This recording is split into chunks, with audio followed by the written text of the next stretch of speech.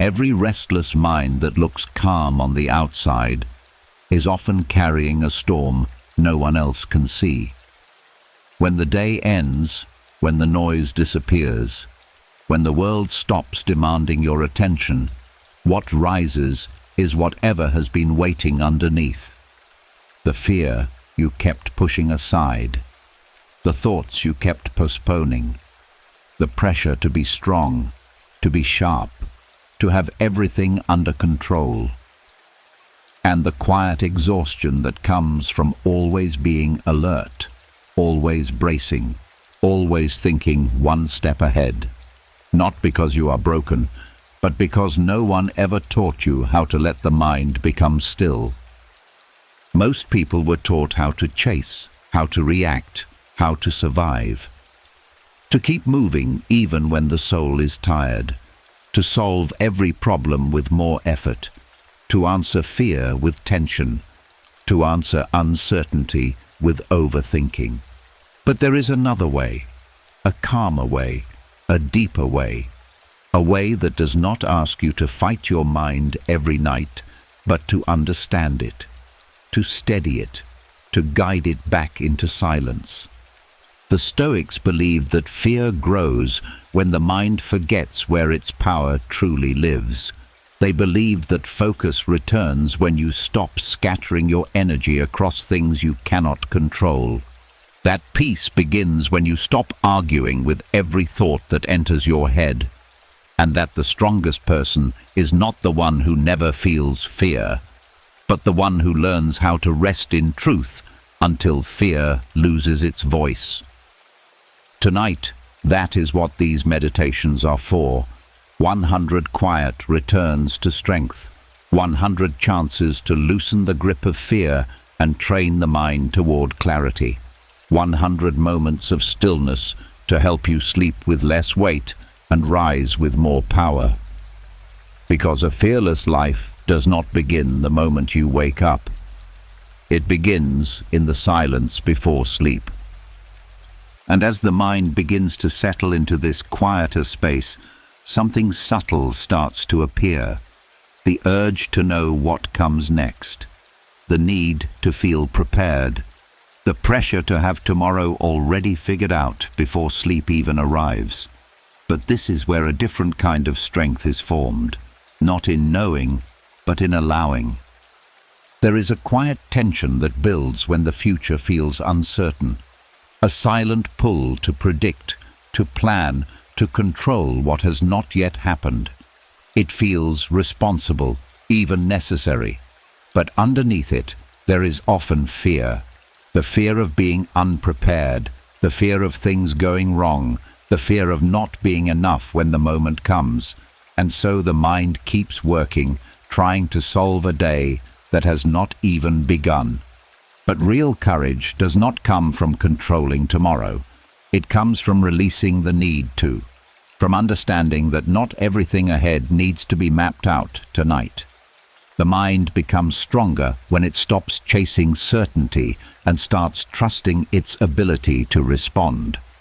Not every answer needs to exist before sleep. Not every outcome needs to be rehearsed. When you allow tomorrow to remain unknown, something inside you relaxes. The weight of prediction lifts. The pressure to perform fades.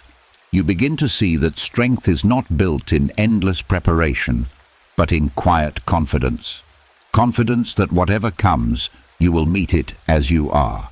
This is not passivity, it is clarity. It is knowing that life unfolds one moment at a time, not all at once. And as you rest in that truth, the mind softens. The need to control dissolves. What remains is a steady calm, the kind that does not depend on knowing the future, but on trusting yourself within it. And as that trust begins to settle, another habit quietly reveals itself. The need to measure the day before letting it go. The mind starts reviewing, scoring, comparing. What went right? What went wrong? What should have been better? And without noticing, the night becomes a courtroom where you are both the judge and the one being judged. There is a subtle heaviness that comes from ending the day this way. Every action gets examined. Every mistake feels louder. Even small things begin to carry weight they were never meant to hold. It creates a feeling that rest must be earned, that you can only relax if the day was good enough. And when it doesn't feel that way, the mind keeps working, trying to correct something that has already passed. But discipline is not only about effort during the day. It is also about knowing when to stop. Ending the day without judgment is a form of strength most people never practice. It means refusing to turn every moment into a verdict. It means allowing the day to be complete, even if it was imperfect. Your worth does not rise and fall based on a single day. It is not decided by one conversation, one mistake, or one unfinished task. When you stop evaluating yourself at night, you give your mind permission to rest without pressure. You separate who you are from what happened. This creates space. Space for the mind to breathe. Space for the body to release tension. Space for tomorrow to arrive without carrying yesterday's weight. The day has already done its part. There is nothing left to fix in this moment. When you let go of judgment, rest becomes natural again. Not something you earn, but something you allow. And once the weight of judgment begins to loosen, something else becomes easier to notice.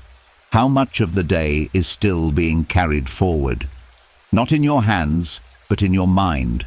Small things left open, tasks not finished, words not said.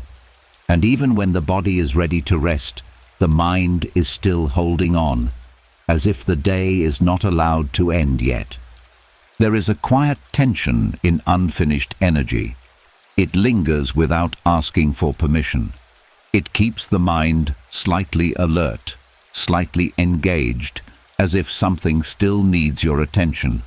But most of what feels unfinished is not urgent. It only feels that way because the mind has not been taught how to close the day. Releasing the day as complete is a practice. It does not mean everything was done. It means everything that could be done was done for now. It is a decision, not a condition. A quiet signal to the mind that there is nothing left to carry into this moment. When you allow this, the body responds almost immediately. The breath slows. The muscles soften. The constant pull toward one more thought begins to fade, because the mind is no longer trying to keep the day alive. This is where real rest begins. Not when everything is perfect, but when everything is allowed to be enough. The unfinished can wait. The unresolved can remain. Nothing is lost by letting the day close. And as you release it fully, without resistance, without revisiting, something shifts. The mind stops holding. The energy settles. What remains is a quiet stillness, the kind that only appears when you finally allow the day to be over. And as the day finally begins to settle, another quiet voice sometimes tries to rise. The one that says, it wasn't enough. Not enough progress, not enough effort, not enough results. It speaks softly, but it lingers, keeping the mind slightly tense, as if something important was missed. This feeling does not come from truth. It comes from habit, a learned way of measuring yourself against an invisible standard that is always moving, always just out of reach. No matter what was done, the mind searches for what could have been better, and in doing so, it turns a full day into something that feels incomplete. But there is a different way to meet the end of the day, a quieter, stronger way. It begins with a simple recognition. That effort was given, that time was lived, that energy was spent. Not perfectly, not flawlessly, but honestly. And that is enough. Accepting this does not make you lazy. It makes you free, because when the illusion of not enough dissolves, fear begins to lose its place. The fear of falling behind, the fear of not measuring up, the fear of never reaching some imagined finish line. When you allow yourself to say, without hesitation, that today was enough, something inside you softens. The pressure to prove yourself fades.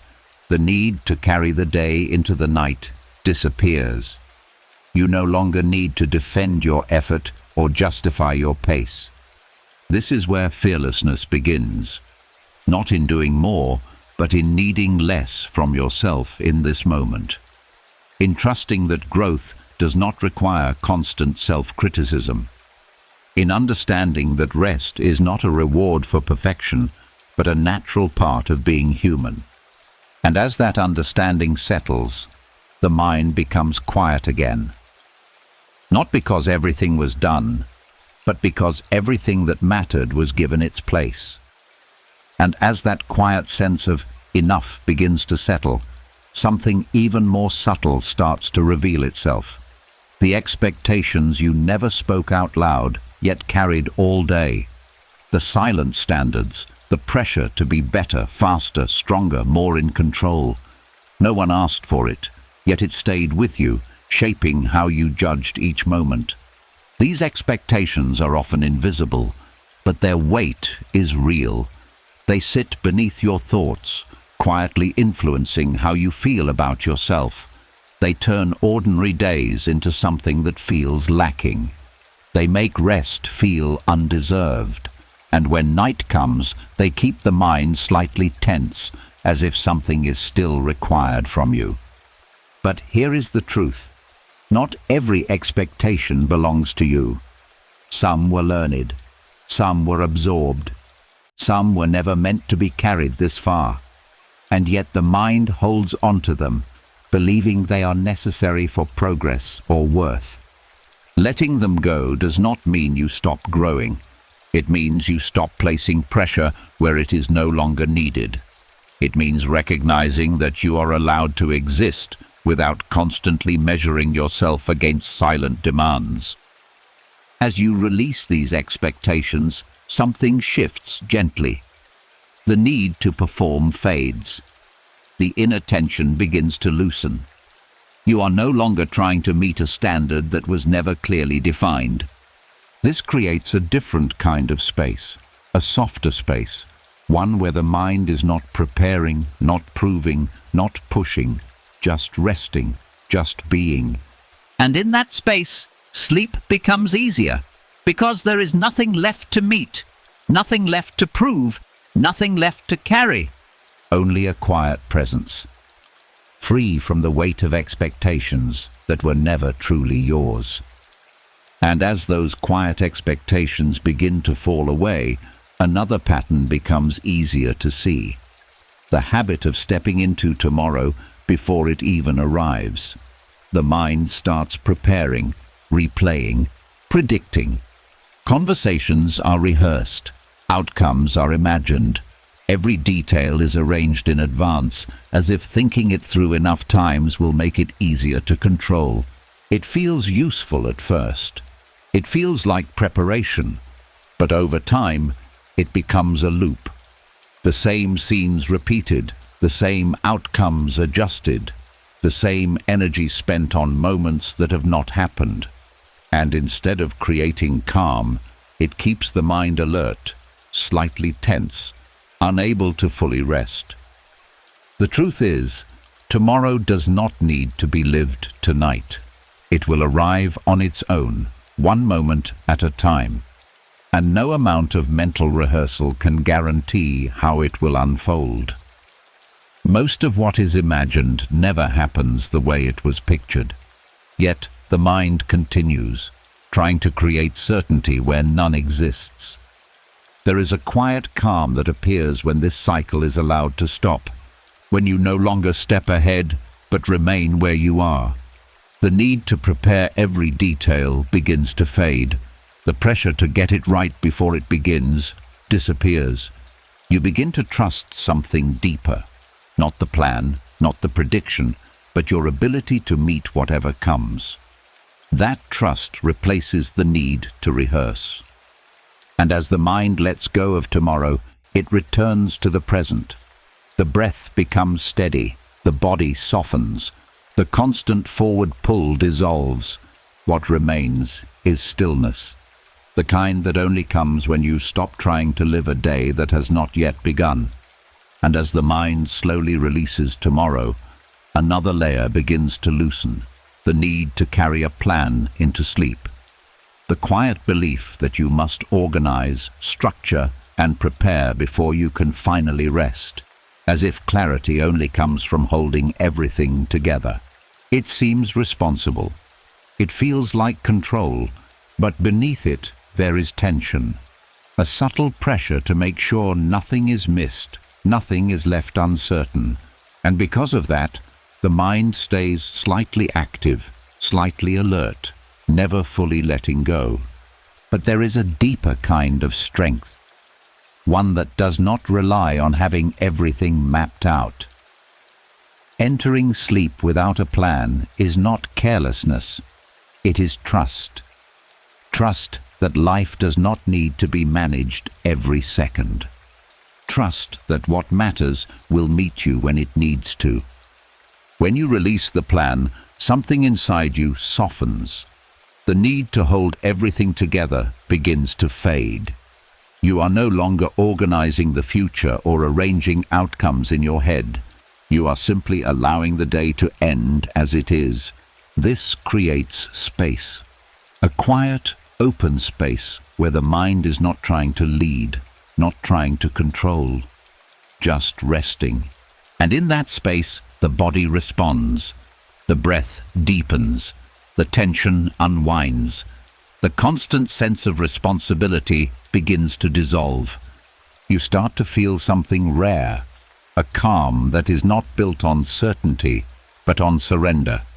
A quiet understanding that not everything needs to be figured out right now. And as you settle into that feeling, sleep comes more naturally. Not because everything is planned, but because nothing is being held. And as the need to plan begins to fall away, another habit quietly comes into focus. The urge to answer every thought that appears, as if each one is a question that must be solved, a problem that must be completed before rest can begin. The mind presents something, and almost immediately it pulls you in. It asks for meaning, for explanation, for resolution. And before you notice, you are following it, building on it, turning a simple thought into a chain that keeps extending. But not every thought needs an answer. Many of them are just passing signals, fragments with no real weight unless you give it to them. The habit of resolving everything creates a kind of endless work, where the mind never gets the chance to be still. There is a different way to meet these thoughts, a quieter way. Instead of engaging, you allow them to appear and disappear on their own. You do not chase them. You do not complete them.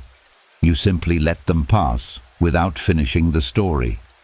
At first, this may feel unfamiliar. The mind may try to pull you back in, asking for closure. But with patience, something begins to change. The thoughts lose their urgency. They no longer demand your attention in the same way. As you practice this, a space opens between you and what you think. You begin to see that you are not required to respond to everything that enters your mind. You are allowed to let things remain unanswered. And in that space, the noise begins to quiet. The constant need to figure things out fades. What remains is a gentle stillness, the kind that comes when the mind is no longer trying to solve itself. And as thoughts begin to lose their urgency, another pressure starts to fade into view. The quiet demand to fix yourself before the day ends. The feeling that you must improve, adjust, correct something about who you are before you are allowed to rest. It often sounds subtle, a small voice pointing out what could be better, what should be different, what needs to change before tomorrow arrives. And even when the body is tired, the mind stays active, trying to repair, refine, perfect. But growth does not happen in moments of pressure like this. It does not come from forcing change in the final hours of the day. The more you try to fix everything at once, the more the mind becomes restless, searching for solutions it cannot fully reach in this state. There is a different kind of freedom. One that begins when you stop treating yourself like a problem that must be solved before sleep. When you allow yourself to be as you are in this moment, without adding extra demands, without trying to reshape everything all at once. This does not mean you stop growing. It means you give growth the space it actually needs. A calm mind, a rested body, a clear starting point for tomorrow. As you release the urgency to improve, something inside you relaxes. The pressure to become better right now dissolves. You no longer carry the feeling that something is unfinished within you.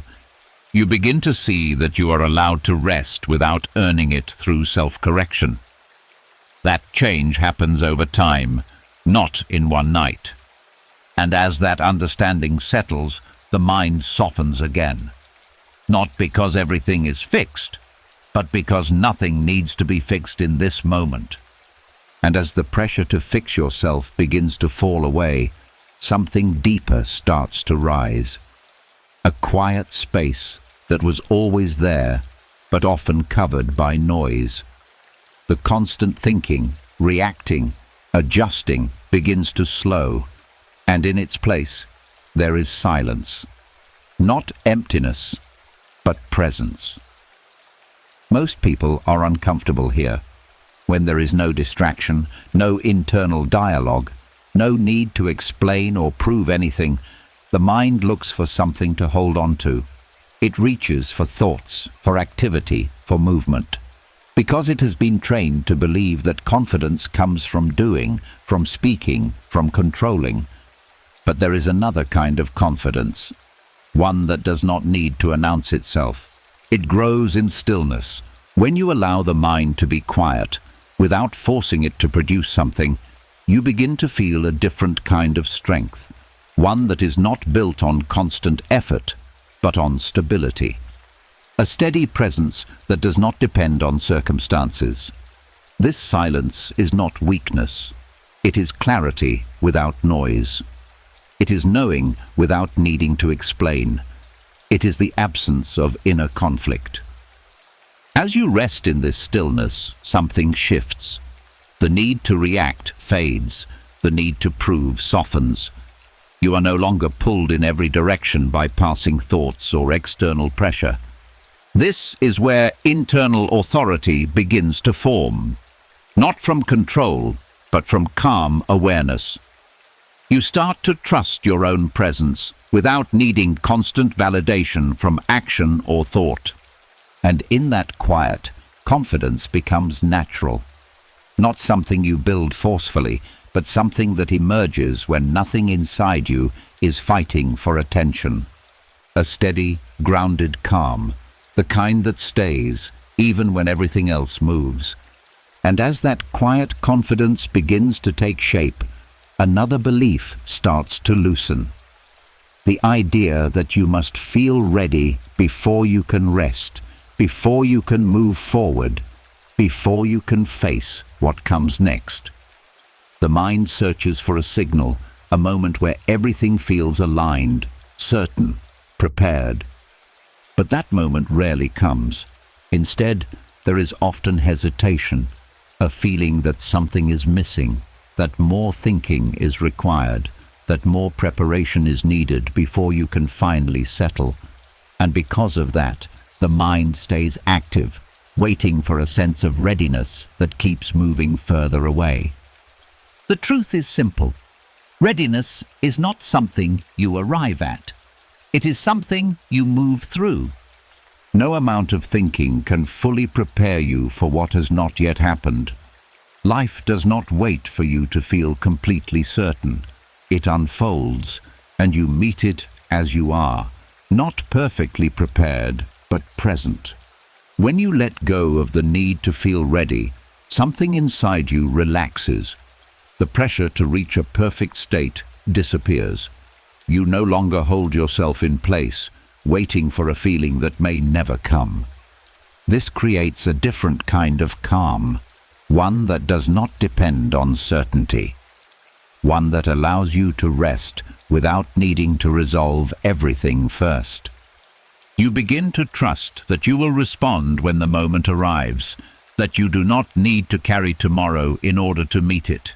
And as that trust settles, the mind becomes lighter, not because everything is clear, but because nothing is being forced into clarity.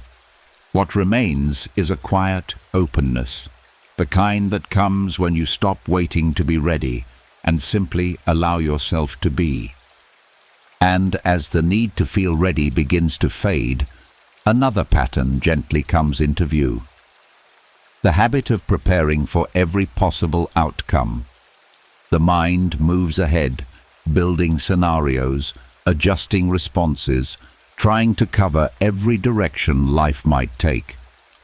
It feels like protection, like control, but over time it becomes a quiet source of tension. Because the more you try to prepare for everything, the more you remind yourself that something could go wrong. And so the mind stays alert. It scans, it calculates, it tries to stay one step ahead of uncertainty.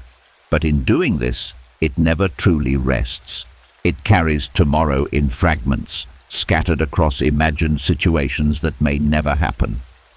There is a different kind of peace, one that does not come from covering every possibility, but from releasing the need to.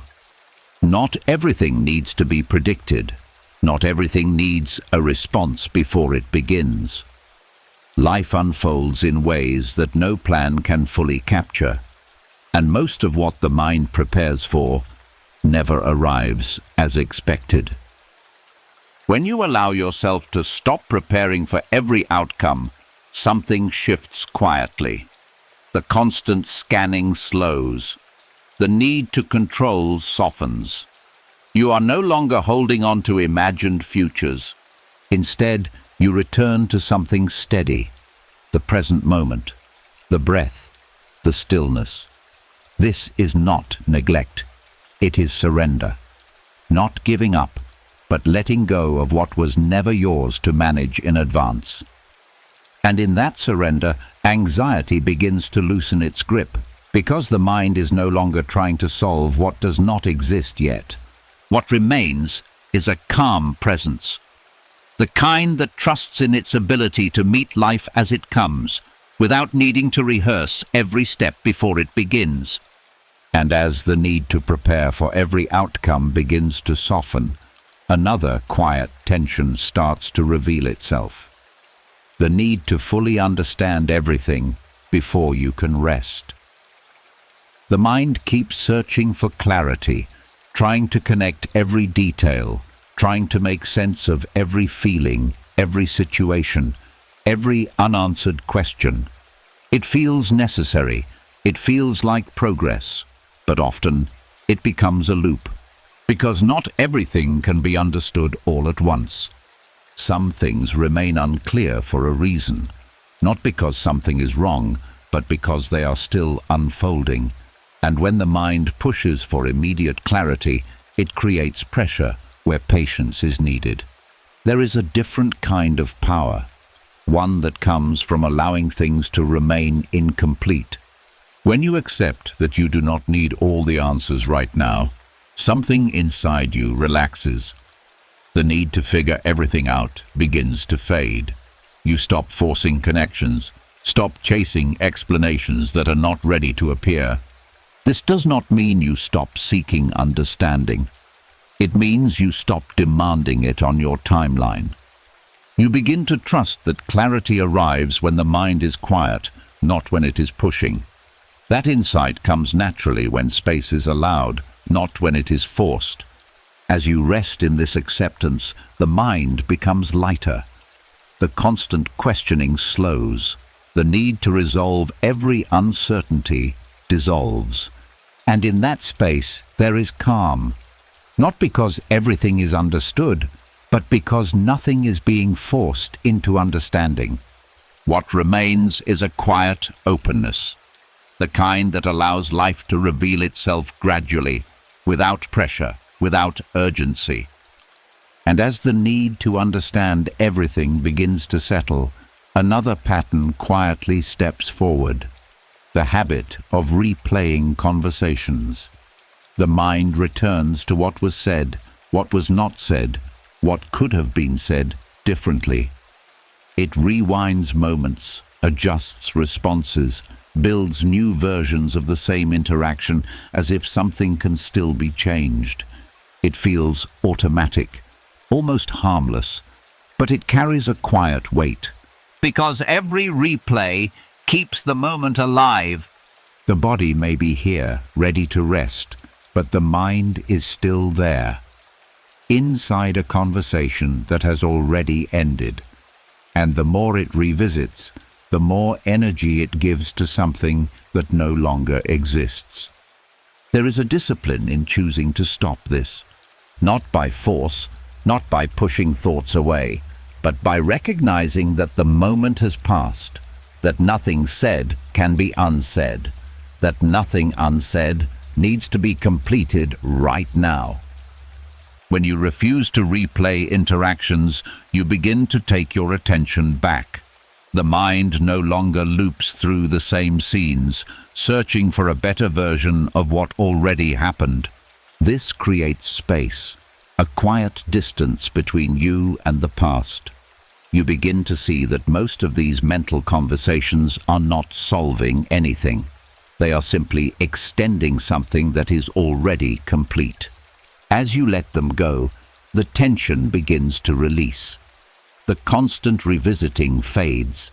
The mind returns to the present, where nothing needs to be corrected.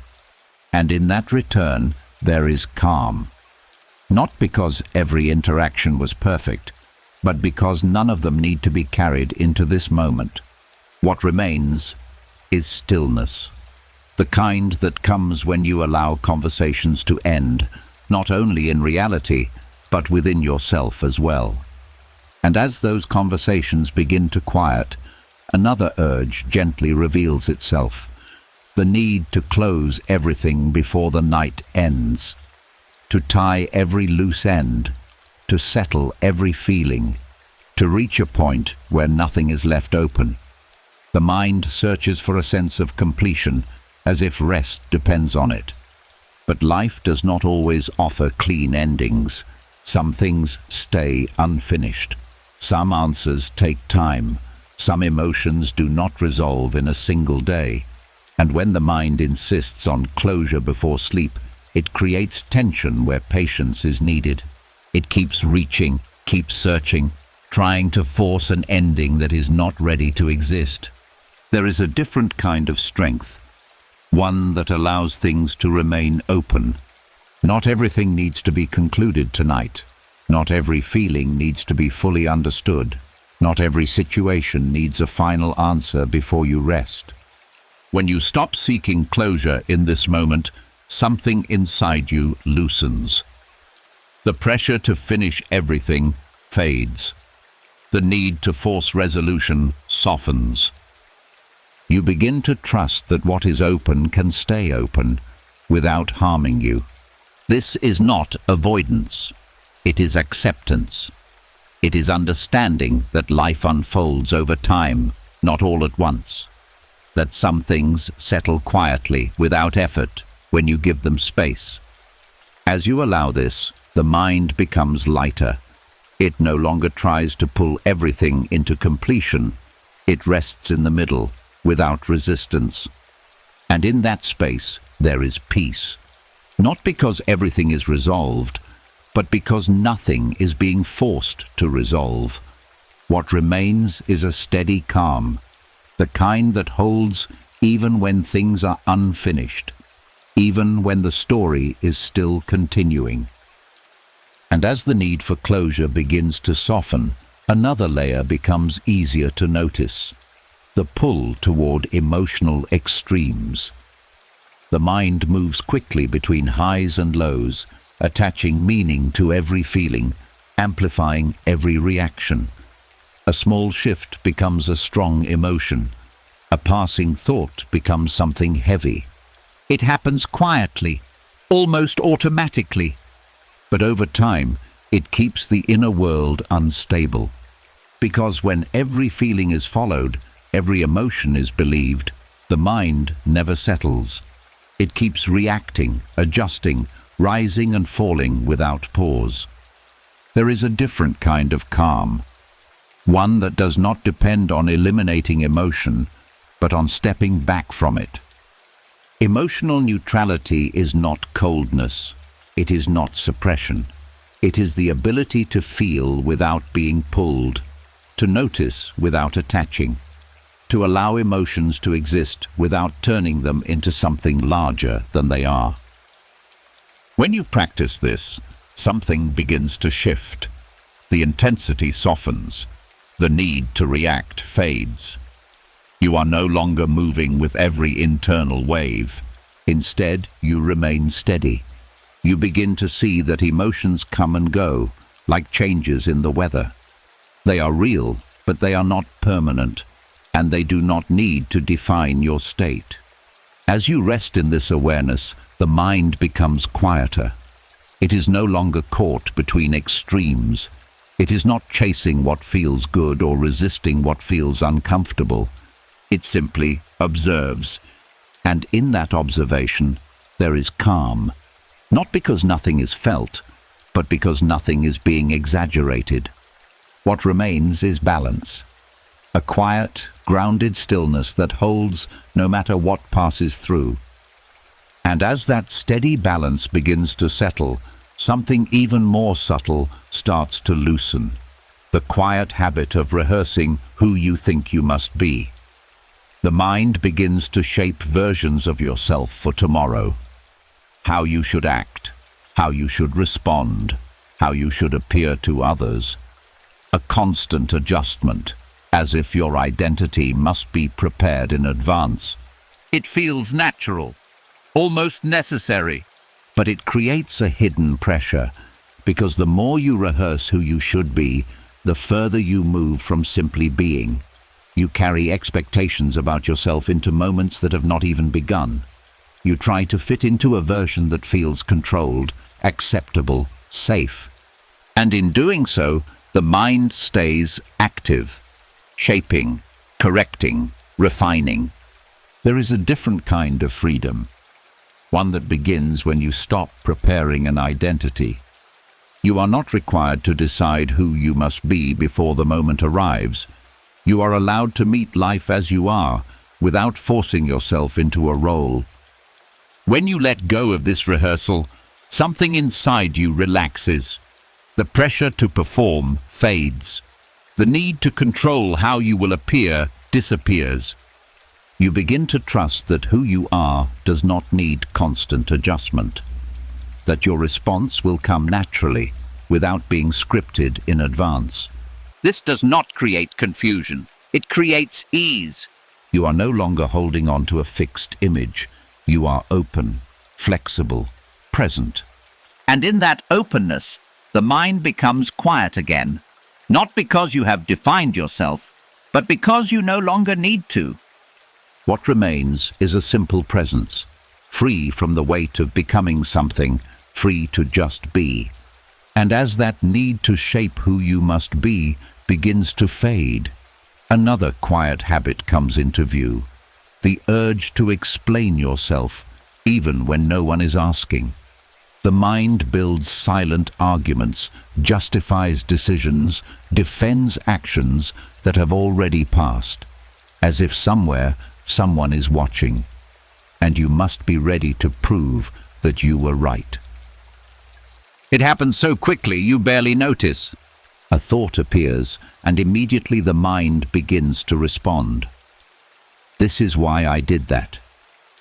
This is why it made sense. This is why I had no choice. And without realizing it, you are locked in a quiet conversation with no real listener. But this constant self-justification carries weight. Because it keeps the mind active, it keeps you tied to moments that are already gone. It creates the feeling that you must always defend your position, even in your own thoughts. There is a different kind of stillness, one that does not require explanation. Not everything needs to be defended. Not every action needs a story around it. Sometimes what happened can simply remain as it is, without commentary. When you stop explaining yourself internally, something shifts. The mind no longer builds arguments. The need to prove fades. You are no longer standing in a mental courtroom trying to justify every choice. Instead, there is quiet acceptance. You begin to see that your actions do not need constant validation, that you are allowed to exist without explaining every detail of your behavior to yourself. And in that quiet, the mind settles. The constant dialogue softens. The need to respond disappears. What remains is stillness, not because everything was perfect, but because nothing is being defended anymore. A calm presence, free from the noise of justification, free from the need to explain. And as the need to explain yourself begins to fall silent, another layer quietly loosens. The habit of staying mentally defensive, the subtle readiness to argue, to protect, to push back against thoughts as if they are threats. Even in stillness, the mind prepares its defense, holding on to tension as if it must stay guarded. It feels automatic. A thought appears, and something inside you resists it. You correct it, challenge it, argue with it. You build quiet defenses, trying to keep control, trying to stay right, trying to protect your sense of self. But this constant defensiveness keeps the mind active. It creates friction where there could be ease. It turns simple thoughts into internal battles. And even when nothing is happening around you, something is still happening within you. A quiet resistance that never fully rests. There is a different way to meet this. A softer way. Instead of defending, you allow. You let thoughts come without pushing back. You let them exist without needing to correct or oppose them. Not because they are true, but because they do not need to be fought in this moment. When you release this defensiveness, something shifts gently. The tension begins to dissolve. The mind no longer braces itself against every passing idea. You are no longer in a position of resistance. You are simply aware. And in that awareness, the need to argue fades. The internal friction disappears. The constant readiness to defend softens into calm. This is where rest becomes possible. Not because the mind is empty, but because nothing inside it is fighting anymore. What remains is a quiet openness, a peaceful stillness where thoughts pass without conflict, and the mind finally begins to rest. And as that inner resistance begins to soften, something deeper becomes possible. The ability to let the entire day fall away without holding on to it. Not just the thoughts, not just the emotions, but the full weight of everything that was lived. Most of the time, the mind does not let go easily. It holds on, it revisits, it keeps small pieces of the day active as if something still needs attention. Even when you try to rest, there is a quiet resistance, a feeling that you should still be thinking, still be processing, still be doing something with what has already passed. But there is a different kind of power, one that does not come from holding, but from releasing. Dropping the day without resistance means allowing it to end completely, not by force, not by pushing it away, but by no longer gripping it, by recognizing that nothing from today needs to be carried into this moment. When you stop resisting the end of the day, something shifts naturally. The mind no longer clings to details. The body begins to relax more deeply. The sense of continuation fades. You are no longer stretching the day into the night. You are allowing it to close. This creates a full release, a clean separation between what was and what is now. The past loses its hold, not because it disappeared, but because you are no longer holding onto it. And in that release, there is a deep calm. No tension, no pulling back, no lingering attachment, just a quiet stillness. The kind that comes when everything has been set down, when nothing is being carried forward, when the day is finally allowed to be over. A complete letting go, without resistance, without return. And as the day finally falls away without resistance, another truth begins to surface. The limits of control. The quiet realization that no matter how much you think, plan, or prepare, there are parts of life that will never fully bend to your will. The mind does not like this. It wants influence. It wants certainty. It wants to shape outcomes before they happen. And when it cannot, it creates tension. A subtle fear that things might go wrong if you are not constantly managing them. But this is where fear quietly grows. Not from what happens, but from the belief that everything must be controlled. The Stoics saw this clearly. They understood that trying to control what is beyond your reach does not create safety. It creates exhaustion, because you are holding on to something that was never yours to carry.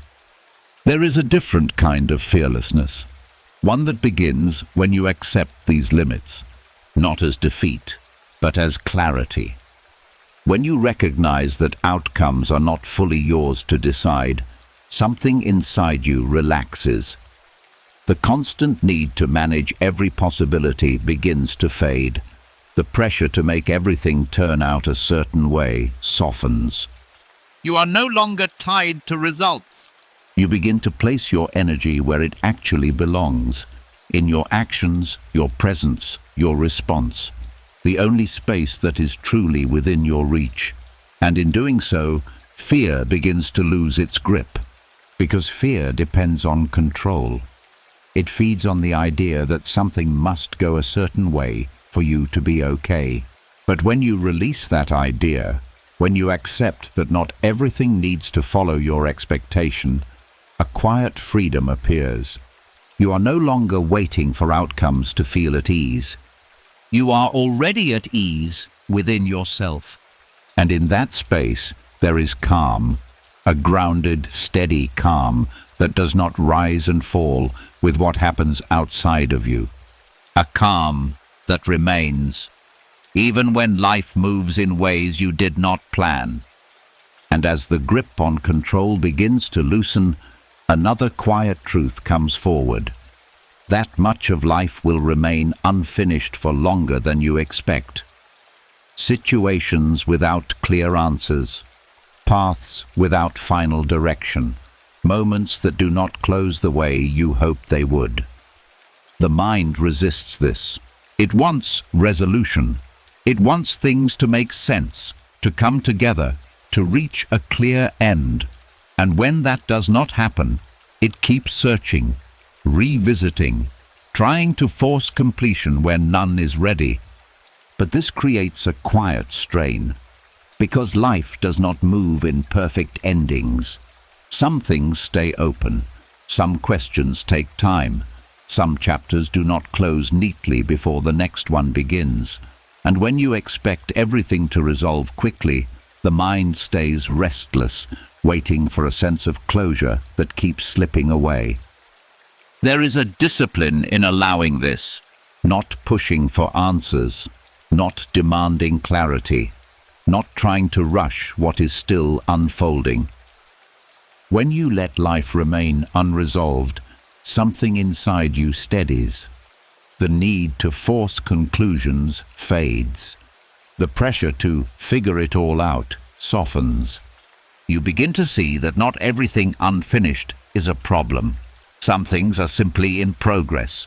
And when you stop treating them as something that must be completed right now, the mind begins to rest. It no longer circles the same questions. It no longer pulls you back into what is still open. Instead, there is acceptance, a quiet understanding that life moves at its own pace, not yours. And in that acceptance, there is calm, not because everything is resolved, but because nothing is being forced to resolve. What remains is a steady presence, one that can sit with uncertainty without tension, one that can rest even when the story is still unfolding. And as life is allowed to remain unresolved, something even deeper begins to settle. The presence of uncertainty itself. Not as a problem to solve, but as something that has always been there, quietly waiting to be accepted. The mind often reacts quickly to the unknown. It tightens, it searches, it tries to replace uncertainty with answers, with plans, with something solid to hold on to. Because not knowing can feel uncomfortable. It can feel like standing without ground. But this discomfort does not come from uncertainty itself. It comes from resisting it. The more you push against the unknown, the more tension you create. The mind stays alert, trying to eliminate something that cannot be removed. And in that effort, it never fully rests. There is a different kind of strength, one that begins when you stop resisting. Allowing uncertainty to exist does not weaken you. It steadies you. It removes the constant need to turn every unknown into something defined. When you accept that not everything needs to be clear, something shifts quietly. The pressure to understand everything fades. The urgency to replace uncertainty with certainty dissolves. You begin to see that the unknown is not something you must fight. It is something you can sit with. And as you sit with it, without tension, without trying to change it, the mind begins to soften.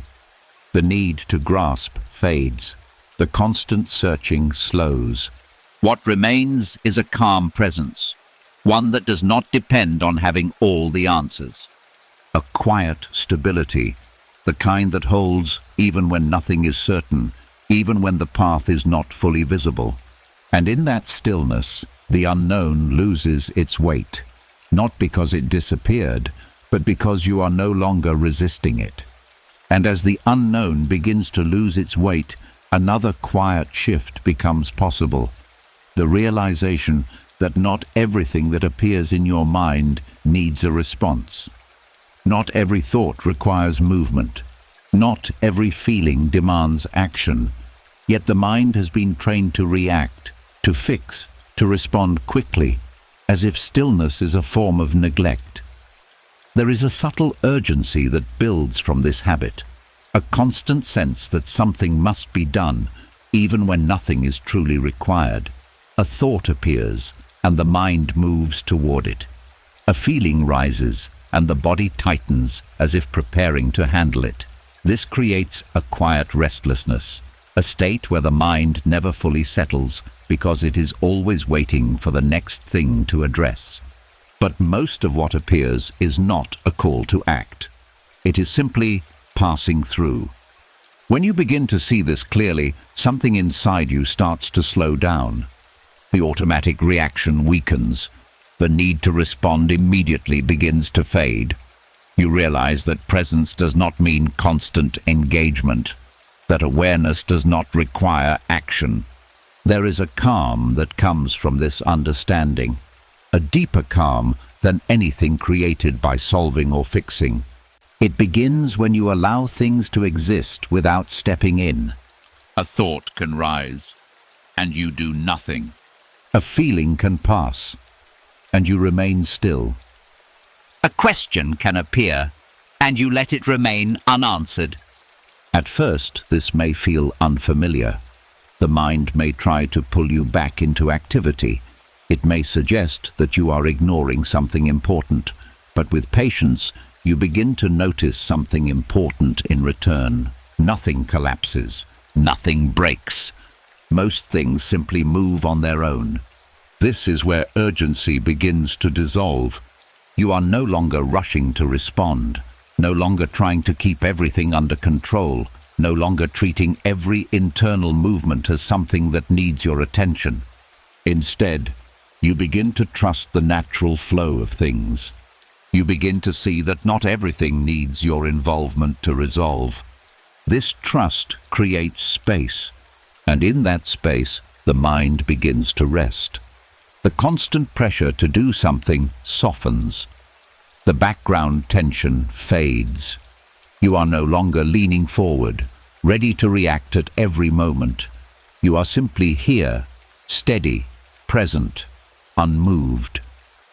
This is not passivity. It is clarity. It is understanding that action has its place, but so does stillness. That movement is powerful, but so is restraint. And when you stop treating every moment as a call to act, you begin to feel a different kind of strength, one that is not driven by urgency, but by choice. You act when it is needed. You remain still when it is not. And this changes everything, because most anxiety comes from unnecessary movement, from engaging with things that do not require engagement, from giving energy to what would have passed on its own. When you remove that, the mind becomes lighter, quieter, more grounded. You are no longer caught in a constant cycle of reaction. You are resting in awareness. And in that awareness, there is calm. A calm that is not forced, not created through effort, but revealed when effort is no longer needed. You begin to trust that life does not depend on your constant intervention, that things can unfold without your control, that not every thought is a signal, that not every feeling is a command. And as this trust deepens, something else begins to fade. The fear that you might miss something if you do not act. Because you start to see that what truly matters does not require urgency to be noticed. It stands out clearly. It calls for you in a way that does not feel forced. Everything else can pass. And as you allow it to pass, without interference, without reaction, the mind settles further. The breath slows, the body softens. The sense of pressure disappears. You are no longer managing every moment. You are allowing each moment to be. And in that allowing, there is rest.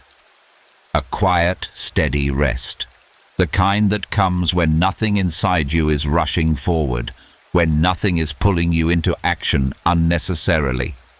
A calm that holds, not because everything is under control, but because nothing is demanding to be. And as you rest in that calm, the mind begins to understand something it has long forgotten. That peace does not come from doing more. It comes from needing to do less. And as the urgency to act begins to loosen, another deeper habit starts to reveal itself. The need to interfere with how things unfold.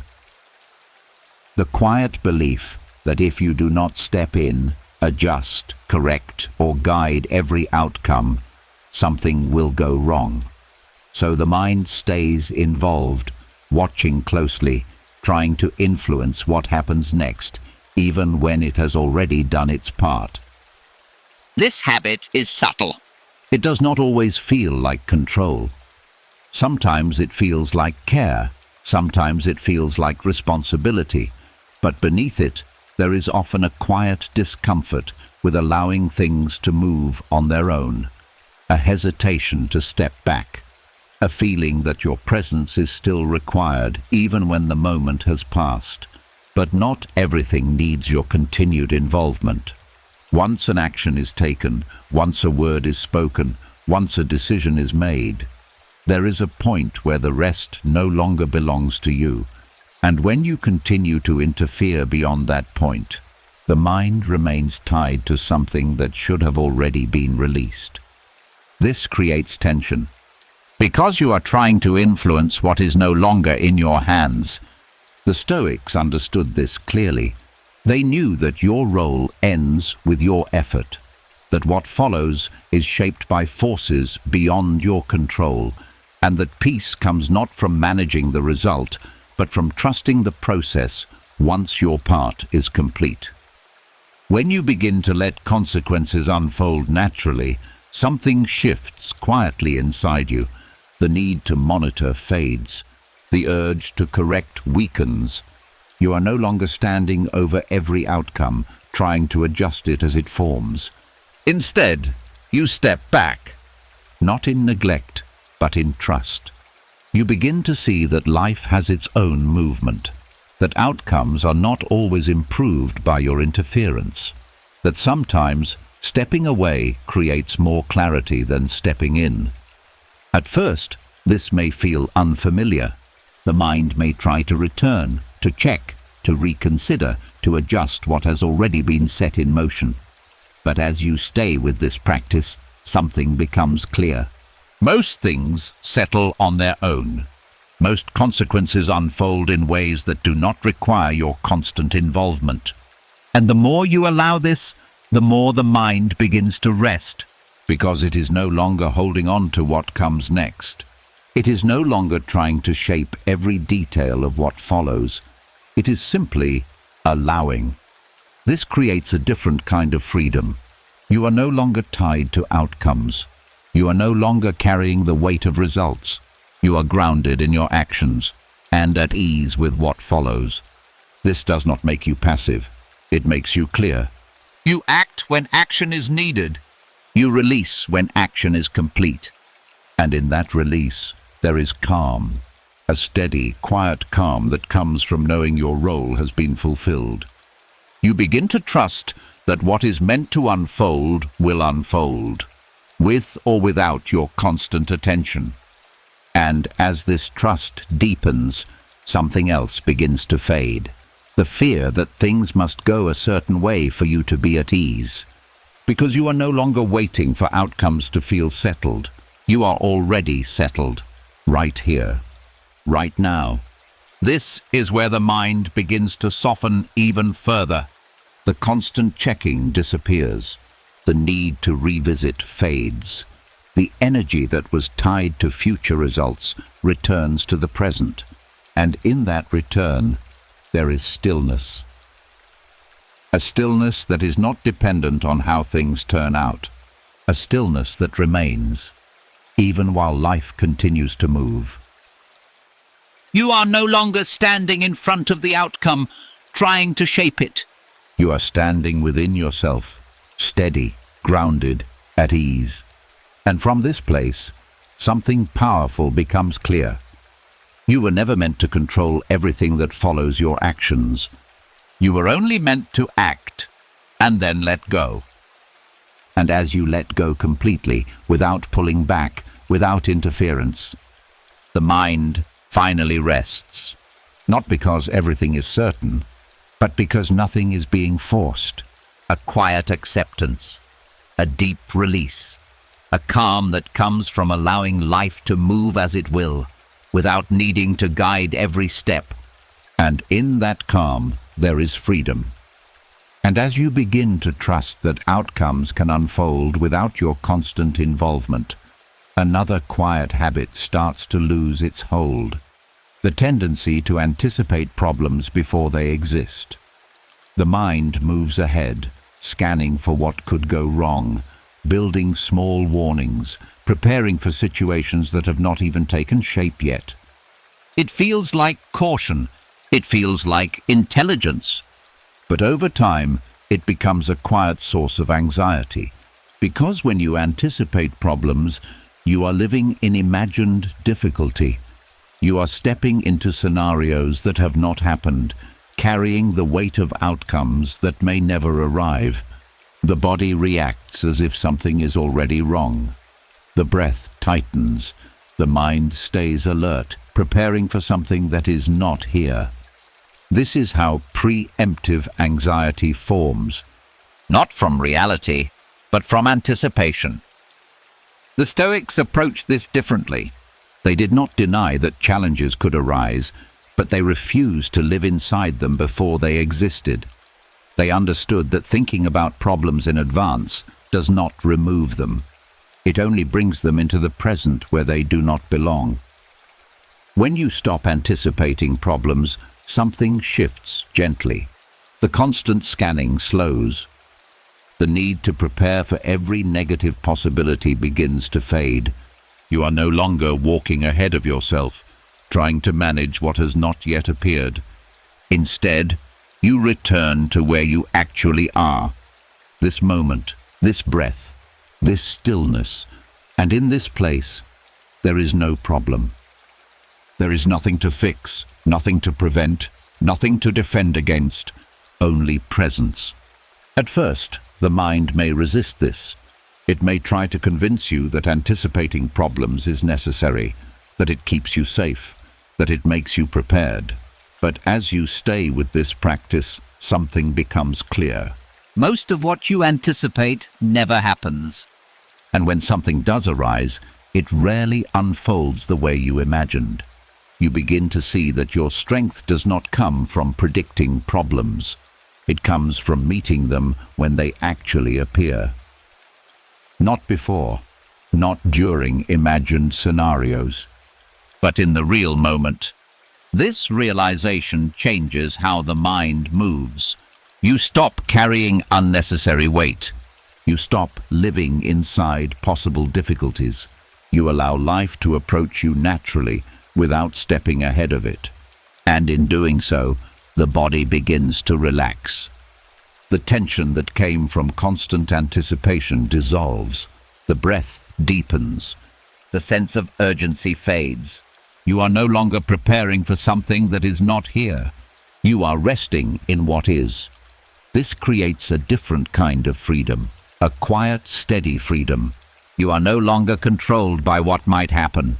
You are no longer pulled into imagined futures. You are grounded in reality. And reality, in this moment, is calm. You begin to trust that you will respond when needed, that you do not need to carry every possible outcome in advance, that life does not require you to suffer before something even begins. And as that trust grows, the mind becomes lighter, quieter, more at ease. The constant forward movement stops. The need to prepare for unseen problems disappears. You are no longer bracing for impact. You are simply here, present, steady, at rest. And in that rest, there is peace. Not because nothing will ever go wrong, but because you are no longer living inside what has not yet happened. You are allowing life to come to you, one moment at a time, without resistance, without anticipation. And as you settle into that rhythm, the mind begins to understand something deeply calming. That peace is not found by solving future problems.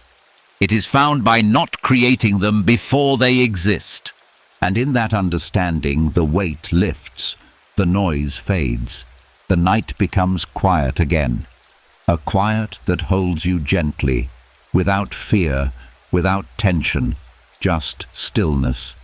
And as the mind begins to release the habit of anticipating problems, something else becomes easier to face. The reality that the world outside you will never be fully calm. Things will move, shift, collide, and change in ways you cannot control.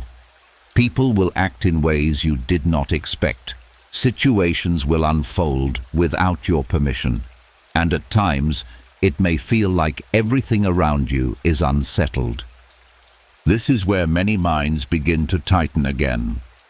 Because there is a quiet belief that your inner state must match what is happening outside. That if things are chaotic around you, then you must also feel that chaos within. So the mind reacts. It mirrors. It absorbs. It tries to keep up with everything that is moving. But there is another way to stand within it, a quieter way. External chaos does not require internal disorder. The Stoics understood this deeply. They saw that the world is unpredictable by nature, that events will not always align with your expectations, and that people will not always act in ways that make sense. But they also understood something more powerful, that your inner world does not have to follow the same pattern. When you accept that the outside may be unsettled, Something shifts inside you. You stop trying to fix what is not yours to fix. You stop expecting everything to be smooth in order to feel calm. You begin to separate what is happening from how you hold it within yourself. This creates stillness, not because the world has quieted down, but because you have. You are no longer reacting to every movement, no longer absorbing every shift, no longer allowing external noise to become internal noise. Instead, you remain steady, grounded, present. At first, this may feel unfamiliar. The mind may try to pull you outward again, to engage, to react, to match the energy around you. But as you stay with this practice, something becomes clear. You do not need to follow every wave. You can remain still while everything else moves, and in that stillness, a sense of order begins to form. Not an order that comes from controlling the outside, but an order that comes from within. Your breath becomes your anchor. Your awareness becomes your ground. You begin to feel a quiet separation between you and the chaos around you, not as distance, but as clarity. You see what is happening, but you are not pulled into it. You are aware, but not overwhelmed. This is where inner order begins to take shape, a steady, calm presence that does not depend on conditions, a sense of stability that remains, even when things are uncertain. And as this presence deepens, something else begins to fade. The need for the world to be different in order for you to feel at peace. Because you begin to understand that peace is not found in perfect circumstances. It is found in how you hold yourself within imperfect ones. The outside may continue to move. Situations may remain unclear. People may act in ways you cannot control. But inside, there is stillness, a quiet center that does not shift with every external change. And in that center, there is calm, not fragile, not temporary, but steady. A calm that holds you, even when everything else feels uncertain. And as you rest in that calm, the mind begins to settle even more deeply. Because it no longer needs the world to quiet down. It has already found quiet within. And as that inner stillness begins to hold, even while the world continues to move, another quiet tension starts to reveal itself. The effort to predict people. The mind tries to understand what they will say, how they will act, what they might think, what they might do next. It builds small expectations, small defenses, small strategies, as if knowing them in advance will keep you safe. It feels like awareness. But over time, it becomes a quiet strain. Because people do not move in fixed patterns. They change. They react. They act from places you cannot fully see. And no matter how much you think, you can never fully predict what another person will do. Yet the mind keeps trying. It replays interactions, studies behavior, searches for signals. It tries to stay one step ahead, preparing responses for conversations that have not happened. And in doing so, it carries others into your space, even when they are not present. This is where control quietly forms, not over actions, but over expectations. And when those expectations are not met, tension appears. There is a different kind of peace, one that begins when you stop trying to predict people altogether. When you release the need to know how someone will respond, something inside you loosens. The constant mental tracking fades. The need to prepare for every possible reaction softens. You begin to see that other people belong to their own path. Their actions, their thoughts, their responses are shaped by things you cannot control. And once you accept this, something shifts. You are no longer trying to manage their behavior in your mind. You are no longer adjusting yourself based on imagined reactions. You are simply present, open, unburdened. This does not make you unaware. It makes you free. You still observe. You still listen. But you are no longer carrying the weight of anticipation. You are no longer trying to solve people before they reveal themselves. And in that space, interactions become lighter. There is no pressure to get ahead. No need to prepare a perfect response. No silent effort to control how things will unfold. You meet each moment as it comes, Naturally. without resistance. This creates a calm that is steady and grounded, because it is no longer dependent on how others behave. You are not waiting for them to act a certain way in order to feel at ease. You are already at ease, within yourself. And as this understanding deepens, something else begins to fade. The fear of being caught off guard, because you begin to trust your ability to respond in real time. Not from preparation, but from presence. You see that clarity comes in the moment, not before it. That your strength is not in predicting others, but in meeting them as they are. And as that trust grows, the mind becomes quieter. The constant analysis disappears. The need to figure people out in advance dissolves. You are no longer holding them in your thoughts. You are allowing them to be separate, unpredictable, human. And in that allowance, there is peace. A quiet, steady peace that comes from releasing control over what was never yours. You no longer carry others into your inner world. You no longer build expectations that create tension. You are simply here, present, unburdened, at rest. And in that rest, the mind softens even more, because it no longer needs to manage anyone. It only needs to remain steady within itself, a calm that stays. No matter who comes, no matter how they act, because it is not built on them. It is built within you. And as the need to predict people begins to fade, something even deeper comes into view. The quiet attachment to outcomes themselves.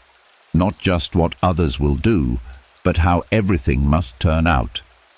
The mind holds a picture, an expectation, a preferred result. And without noticing, it begins to lean toward it, waiting, hoping, measuring everything against that image. It feels natural, but it creates a hidden tension. Because the moment you attach to an outcome, your peace becomes conditional. It depends on something outside you, something uncertain, something that may not unfold the way you expect. And so the mind waits. It watches. It checks. It quietly asks, is this going the way it should?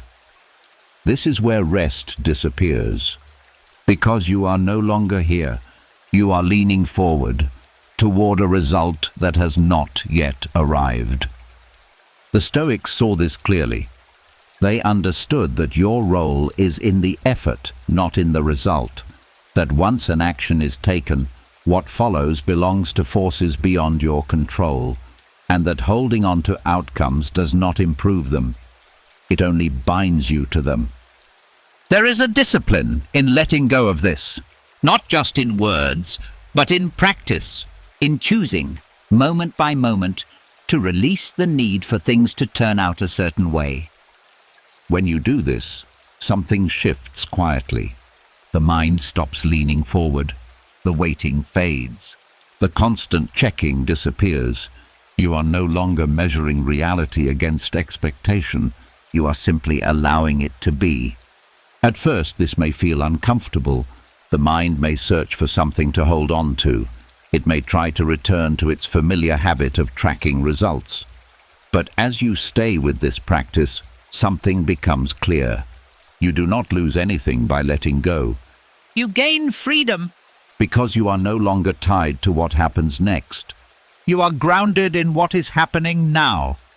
This creates a calm that is steady and unshaken. You act fully, you give your effort, you move with clarity, but you do not carry the result. You do not wait for it. You do not depend on it. And in doing so, you remove a large part of what creates anxiety, because anxiety often lives in outcomes, in what might happen, in what should happen, In what must happen. When you release that, the pressure dissolves. You are no longer holding the future in your hands. You are no longer trying to shape it into something specific. You are simply present with your action, and once that action is complete, you let it go, fully, without returning to it, without checking it, without adjusting it in your mind. This is where true detachment begins, not as indifference, but as clarity. You still care, you still act, but you are not attached. Your peace does not rise and fall with results. It remains steady, regardless of how things unfold. And as this steadiness deepens, something else begins to fade. The fear of things not going your way, because you are no longer dependent on your way. You are open to whatever way life takes. And in that openness, there is ease. A quiet, grounded ease. You begin to trust that outcomes do not define you, that results do not determine your worth, that what matters is already within your control, your intention, your effort, your presence. Everything else can unfold, and as you allow it to unfold without pulling it back, without holding on to it, the mind becomes lighter, quieter, more at rest. You are no longer standing at the edge of the future, waiting for an answer. You are here, complete, steady, At ease. and in that ease there is peace, a deep, unshaken peace, the kind that comes when nothing inside you is waiting for a result to feel whole. And as the grip on outcomes finally loosens, something deeper begins to settle beneath it all. A quiet question the mind has been carrying for a long time. If things do not go your way, if people change, if plans fall apart, what happens to you? There is often a hidden fear underneath control, the fear of losing yourself, losing your place, losing your identity, losing your sense of stability when life shifts in ways you did not expect. And because of that fear, the mind tries to hold everything together. It attaches to results, to people, to plans, believing that they are what keep you grounded. But they are not. You are. There is a strength that begins to form when you see this clearly. A quiet, steady understanding that who you are is not something that can be taken away by changing circumstances, not by outcomes, not by other people, not by moments that do not unfold the way you hoped. Your presence remains. Your awareness remains. The part of you that observes, that responds, that continues, is still there. And when you begin to trust this, something shifts deeply. The fear begins to loosen, because you are no longer depending on external things to feel stable. You are no longer tying your sense of self to what happens outside of you. Instead, you begin to rest in something more constant. Something that does not change with events. Something that does not rise and fall with success or failure. You begin to rest in yourself, This creates a different kind of security. not one built on control, but one built on understanding. You see that even when things change, you remain. Even when outcomes are uncertain, you are still here. Even when life moves in unexpected ways, you do not disappear. And because of that, the need to hold on to everything begins to fade. You no longer feel like you must protect your position at all costs. You no longer feel like everything must stay in place for you to feel whole. You are already whole, right here. Right now. This does not mean life will always feel easy. It means you no longer fear losing yourself within it. And that changes everything. Because when that fear disappears, a quiet confidence takes its place. A grounded calm that does not depend on stability outside. A steady presence that remains, no matter what shifts around you. You begin to trust your ability to stand within change, to move through uncertainty, to face what comes without feeling like you are being undone. And as this trust deepens, the mind becomes lighter. The constant guarding fades. The need to hold on to control weakens. You are no longer trying to secure yourself through external conditions. You are secure within yourself. And in that security, there is peace. A deep, quiet peace. The kind that does not need reassurance. The kind that does not depend on outcomes. The kind that stays, even when everything else moves. You begin to understand something simple, but powerful. You cannot lose yourself, because you are not something outside of you.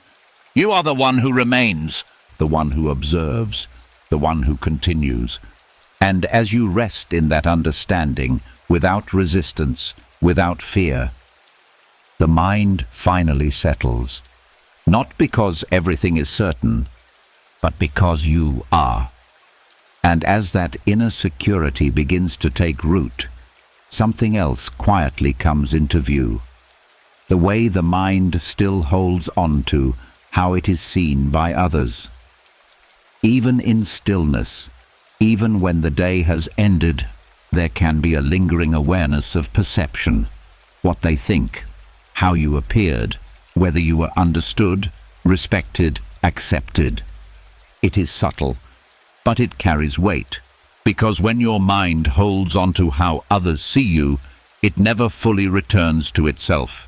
It stays slightly outward, slightly alert, as if it must keep managing an image even when no one is watching. This is where quiet tension forms, a replay of expressions, a review of tone, a silent questioning of how you came across. And without noticing, you are no longer resting, you are adjusting. But there is a deeper kind of freedom, one that begins when you release social perception completely. Not because it does not exist, but because it does not need to be carried into this moment. What others think belongs to them. It is shaped by their experiences, their expectations, their understanding. It is not something you can fully control, and it is not something you need to hold on to in order to be at peace. When you begin to let this go, something inside you softens. The need to review fades. The quiet pressure to be seen a certain way dissolves. You are no longer replaying how you appeared. You are no longer adjusting your identity based on imagined opinions. You are simply here, present, unobserved, free. At first the mind may try to return. It may bring up moments from the day. It may suggest that something needs to be corrected, explained, or improved for the sake of how you were seen. But as you stay with this practice, something becomes clear. Nothing needs to be done right now. There is no audience in this moment, no expectation, no judgment, only you. And in that space, there is relief, a quiet release from the effort of being perceived. You begin to feel what it is like to exist without an image to maintain, without a role to perform, without a version of yourself to protect. This creates a deep calm, because much of the mind's activity comes from managing how you are seen, from trying to align with expectations that are not always clear, from carrying impressions that shift constantly.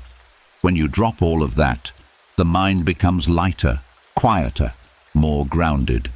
You return to something simple, your breath, your presence, your awareness, no longer shaped by external views, no longer influenced by imagined opinions, just here, as you are. This is where true rest begins, because the mind is no longer divided between you and others. It is no longer reaching outward, it is settled inward. And in that inward stillness, there is peace. Not because everyone understands you, not because everyone sees you the way you want, but because you are no longer depending on that. You are resting beyond it, Free from the need to be perceived in a certain way. free from the effort of managing your image, free from the quiet tension of social evaluation, and as that freedom deepens, something else begins to fade. The fear of being judged. Because you are no longer holding on to judgment at all. You have stepped out of that space, and in doing so, you return to yourself, fully, calmly, without interference. A quiet presence, untouched by how others see you, untouched by what they may think. And in that presence, the mind finally rests. Not performing, not adjusting, just being. And that is enough. And as the weight of social perception begins to fall away, another pattern becomes easier to notice: the quiet habit of replaying social mistakes. Moments from the day return without warning, a word said differently, a pause that felt too long, a reaction that didn't feel right. And before you know it, the mind is back there again, reviewing, adjusting, judging. It happens softly, but it repeats, and with each replay the same feeling rises: a subtle discomfort, a quiet criticism, a sense that something should have been better. This is how the loop forms. Not from the moment itself, but from returning to it again and again. The mind tries to correct what has already passed.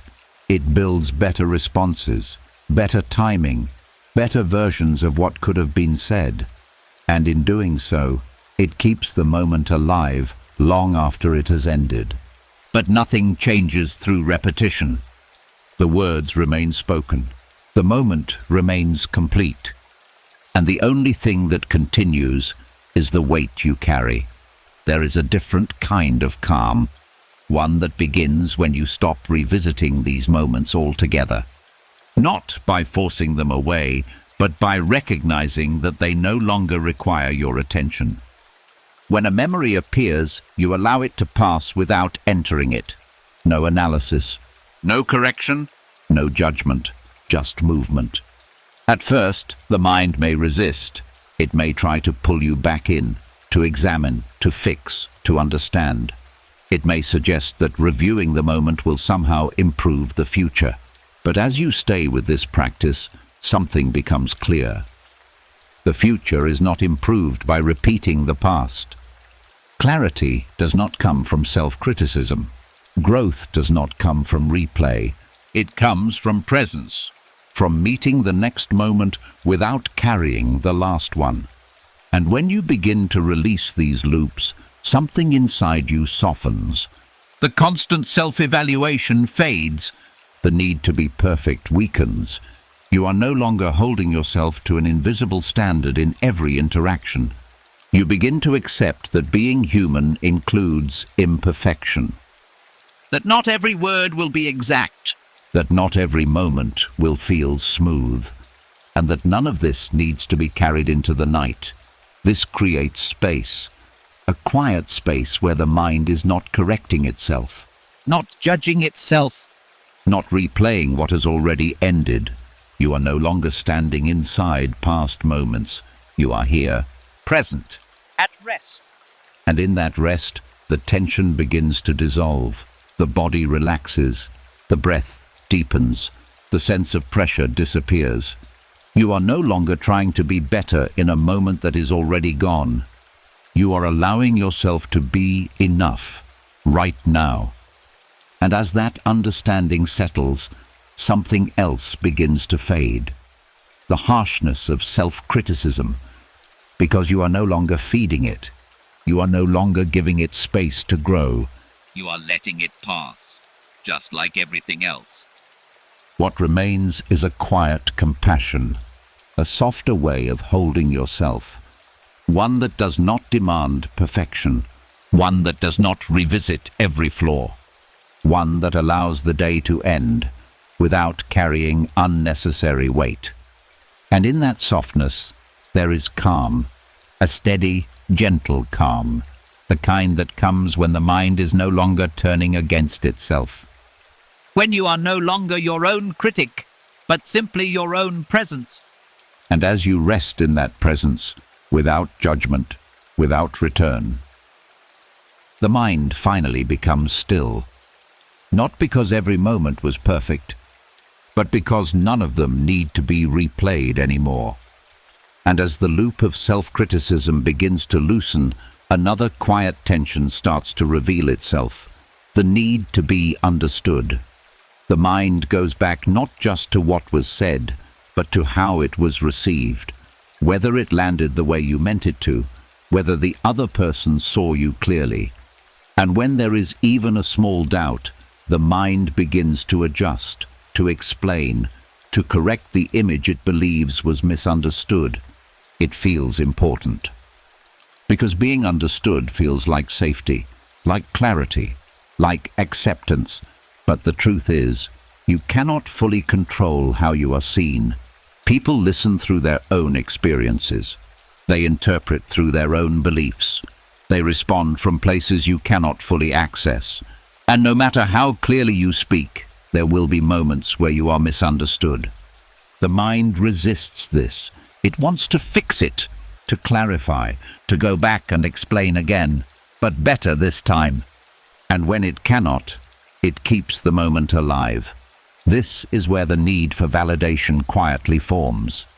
A subtle dependence on how others perceive you in order to feel settled within yourself. But there is a different kind of freedom, one that begins when you allow misunderstanding to exist without resistance. Not because you do not care, but because you understand that not everything needs to be corrected. When you release the need to be fully understood, something inside you relaxes. The pressure to explain fades. The urge to adjust your image softens. You are no longer trying to manage how you exist in someone else's mind. You are simply here, as you are. This does not create distance. It creates peace. Because you are no longer tied to interpretation. You are no longer waiting for someone else's understanding to feel complete. You begin to trust that your clarity does not depend on their perception, that your intention does not need to be perfectly received to remain valid. And as you rest in that trust, something shifts deeply. The mind stops returning to moments that felt misunderstood. It stops trying to correct them. It stops searching for ways to be seen more clearly. Instead, it lets those moments pass, without holding on to them. This creates a quiet space. A space where you are not being evaluated, not being interpreted, not being adjusted, just present, free, unburdened. And in that space, there is calm. A calm that is not dependent on agreement, not dependent on recognition, not dependent on validation. You begin to see that being misunderstood does not take anything away from you. It only reveals that others see from their own place, just as you see from yours, and that is enough. As this understanding deepens, something else begins to fade, the need to defend yourself. Because you are no longer trying to correct every perception, you are no longer reacting to every misunderstanding. You are allowing space, allowing difference, allowing interpretation to exist without interference. And in doing so, the mind becomes quieter, Lighter. more at ease. You are no longer carrying the weight of how you are seen. You are no longer shaping yourself to fit into others' understanding. You are simply resting in your own. And that is where freedom begins. Not in being perfectly understood, but in no longer needing to be. A quiet, steady freedom, the kind that allows you to exist without explanation, without adjustment, without dependence on how others perceive you. And as you rest in that freedom, the mind softens even more, because it has nothing left to prove, Nothing left to correct. nothing left to seek, only stillness, only presence. Only you, as you are. And as the need for validation begins to fade, something even more subtle starts to loosen: the urge to explain your actions. Not always out loud, but within yourself.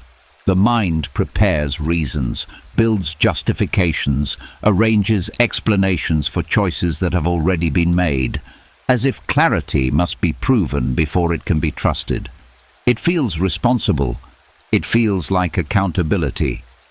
But beneath it, there is often a quiet doubt, a sense that what you did may not be enough on its own, that it needs to be supported, defended, or understood in order to feel valid. So the mind keeps working. It replays decisions, adds context, explains intentions, fills in gaps that no one has asked about. And even in stillness, it continues, trying to make everything make sense in a way that feels acceptable. But this constant explaining carries weight, Because it keeps you tied to the past. It keeps you in a position where you must always clarify yourself, even when no explanation is needed. and in doing so, it takes you away from the quiet certainty that could exist without all of that. There is a different kind of strength, one that begins when you allow your actions to stand on their own. Not everything needs to be explained. Not every decision requires a story. Sometimes what you chose is enough. When you release the need to explain your actions, something inside you becomes still. The mind no longer builds narratives. The urge to justify softens. You are no longer standing in a place of defense, even within yourself. Instead, there is quiet acceptance, a recognition that your choices were made from where you were, with what you knew in that moment. And that is enough. This does not mean you stop reflecting. It means you stop over-explaining. You allow clarity to exist without turning it into a constant internal dialogue. As you rest in this, the mind begins to settle. The constant reviewing fades. The need to prove your reasoning disappears. You are no longer constructing explanations for an audience that is not present. You are simply here, with yourself, at ease. This creates a deep kind of peace. Because much of the mind's activity comes from trying to justify, to clarify, to make sure everything is understood in a certain way. When you remove that, the noise quiets. The pressure dissolves. You begin to trust your own actions without needing to explain them. You begin to feel grounded in your choices without needing to revisit them. And in that grounded state, something else begins to fade. The fear of being misunderstood. Because you are no longer trying to control how your actions are perceived. You are no longer shaping your narrative. You are allowing it to be. This brings a calm that is steady and quiet. A calm that does not depend on approval. A calm that does not require explanation. A calm that simply exists, when nothing inside you is trying to defend itself. And as you rest in that calm, the mind becomes lighter, more open, more still. You are no longer carrying your actions forward, trying to make sense of them again and again. You are letting them remain where they belong, in the past, complete, unheld, at peace. And in that peace, you discover something simple but powerful. You do not need to explain yourself to exist in clarity. You do not need to justify yourself to feel at ease. You only need to allow your actions to be, and let them go. And as you let them go fully, without return, without explanation, the mind finally rests.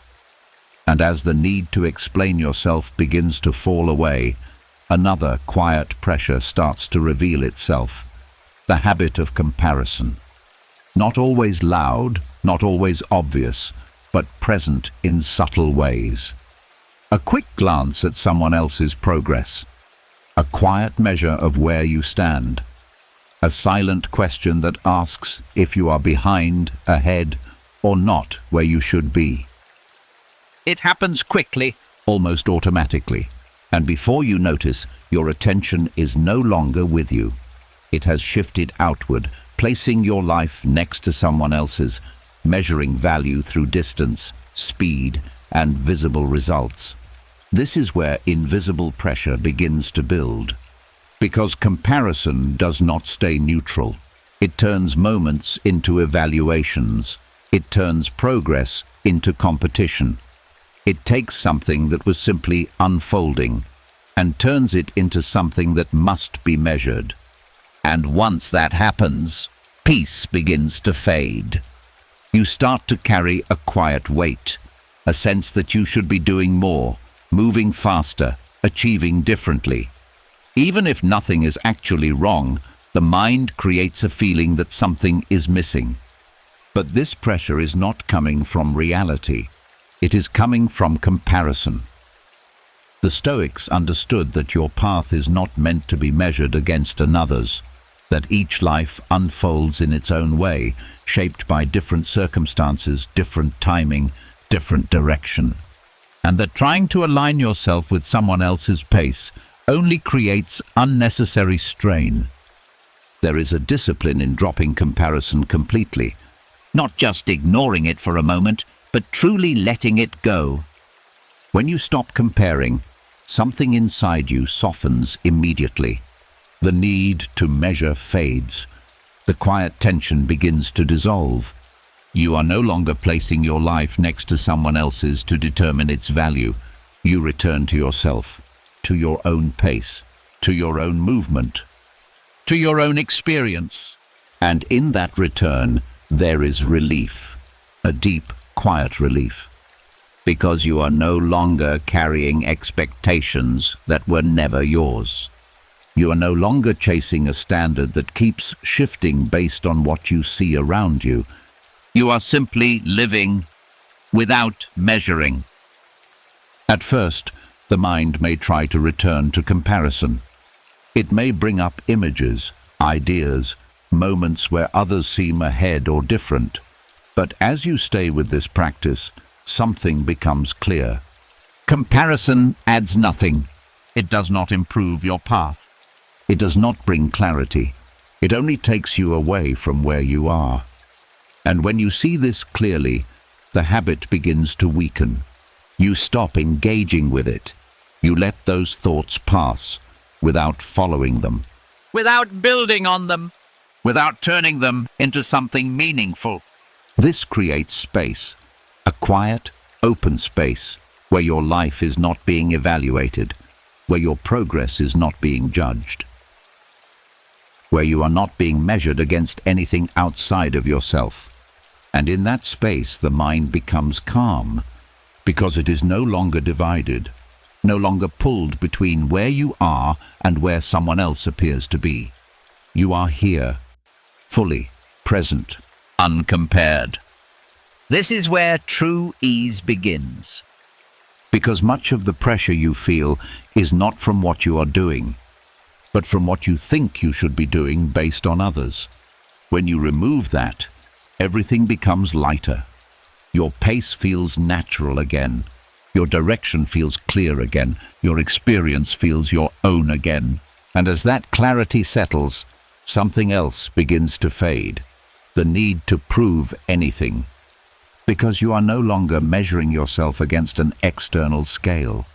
You are no longer trying to reach a place defined by someone else's path. You are simply moving as you are. And in that movement, there is peace. A steady, grounded peace. The kind that does not rise or fall based on what others are doing. The kind that remains because it is not built on comparison. It is built on presence. And as you rest in that presence, without looking outward, without measuring, without comparing, the mind becomes still. Not because everything is perfect, but because nothing is being judged anymore. And in that stillness, there is freedom. Quiet, deep, lasting freedom from a pressure that was never truly yours to carry. And as comparison begins to fall away, something even quieter starts to take its place. A gentle return inward, not toward goals, not toward outcomes, but toward yourself. Because when the mind stops measuring your progress against others, it no longer has a reason to leave where you are. Most of the time, the mind does not stay here.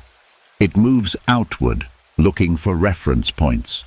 It asks silent questions. How far have they gone? How fast are they moving? And where does that place me? These questions seem small, but they pull your attention away from your own path. They turn your experience into something that must be evaluated instead of lived. And the more you measure, the more distant you become from yourself, because you are no longer feeling your own pace. You are no longer seeing your own movement clearly. You are adjusting, comparing, aligning yourself with something that was never meant to define you. This creates noise, A quiet but constant interference that keeps the mind unsettled.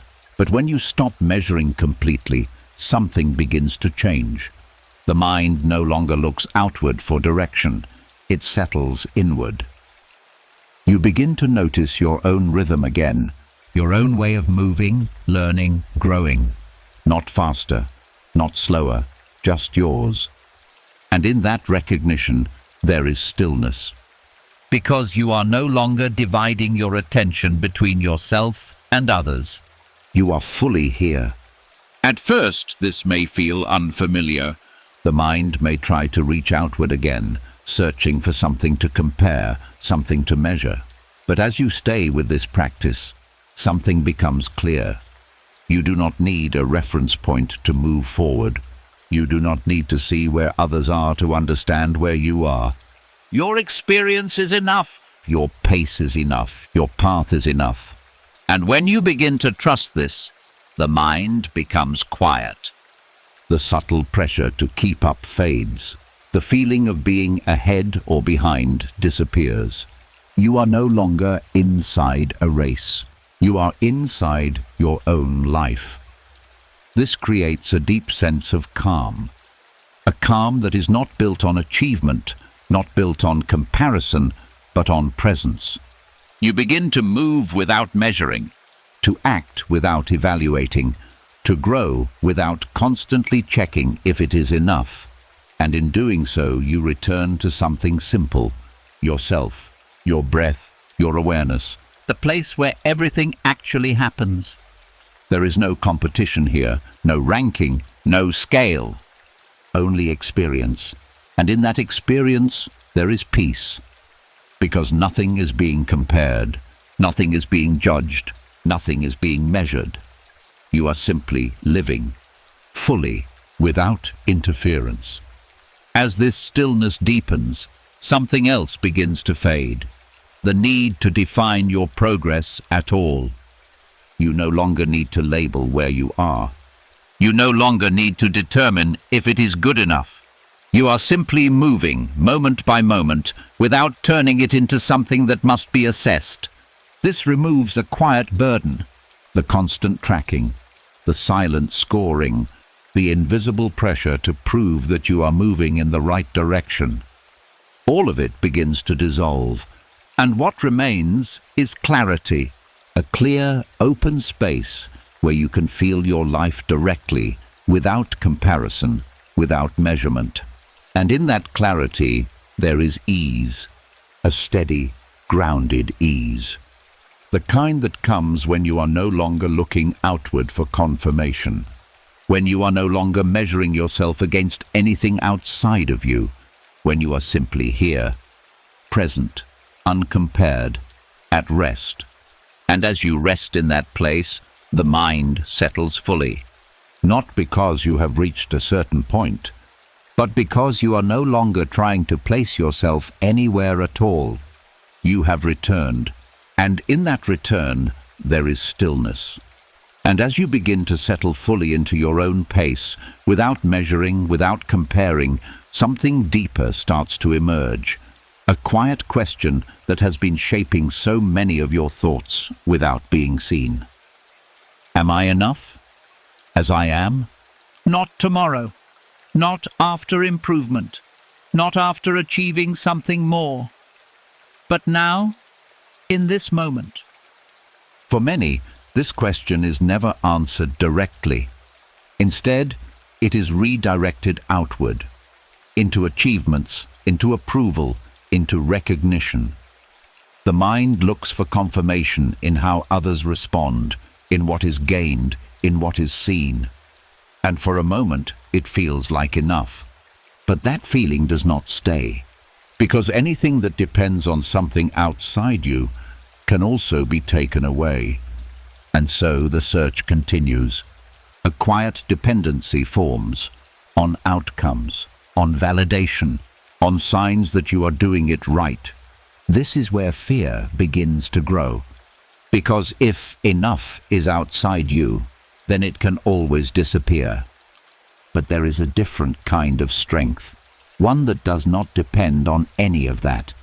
It begins when you stop looking outward for confirmation and instead turn inward with honesty. Not to judge, not to measure, but to recognize. You are here, You are aware, you are present, and nothing needs to be added to make that valid. When you begin to accept this, something shifts deeply.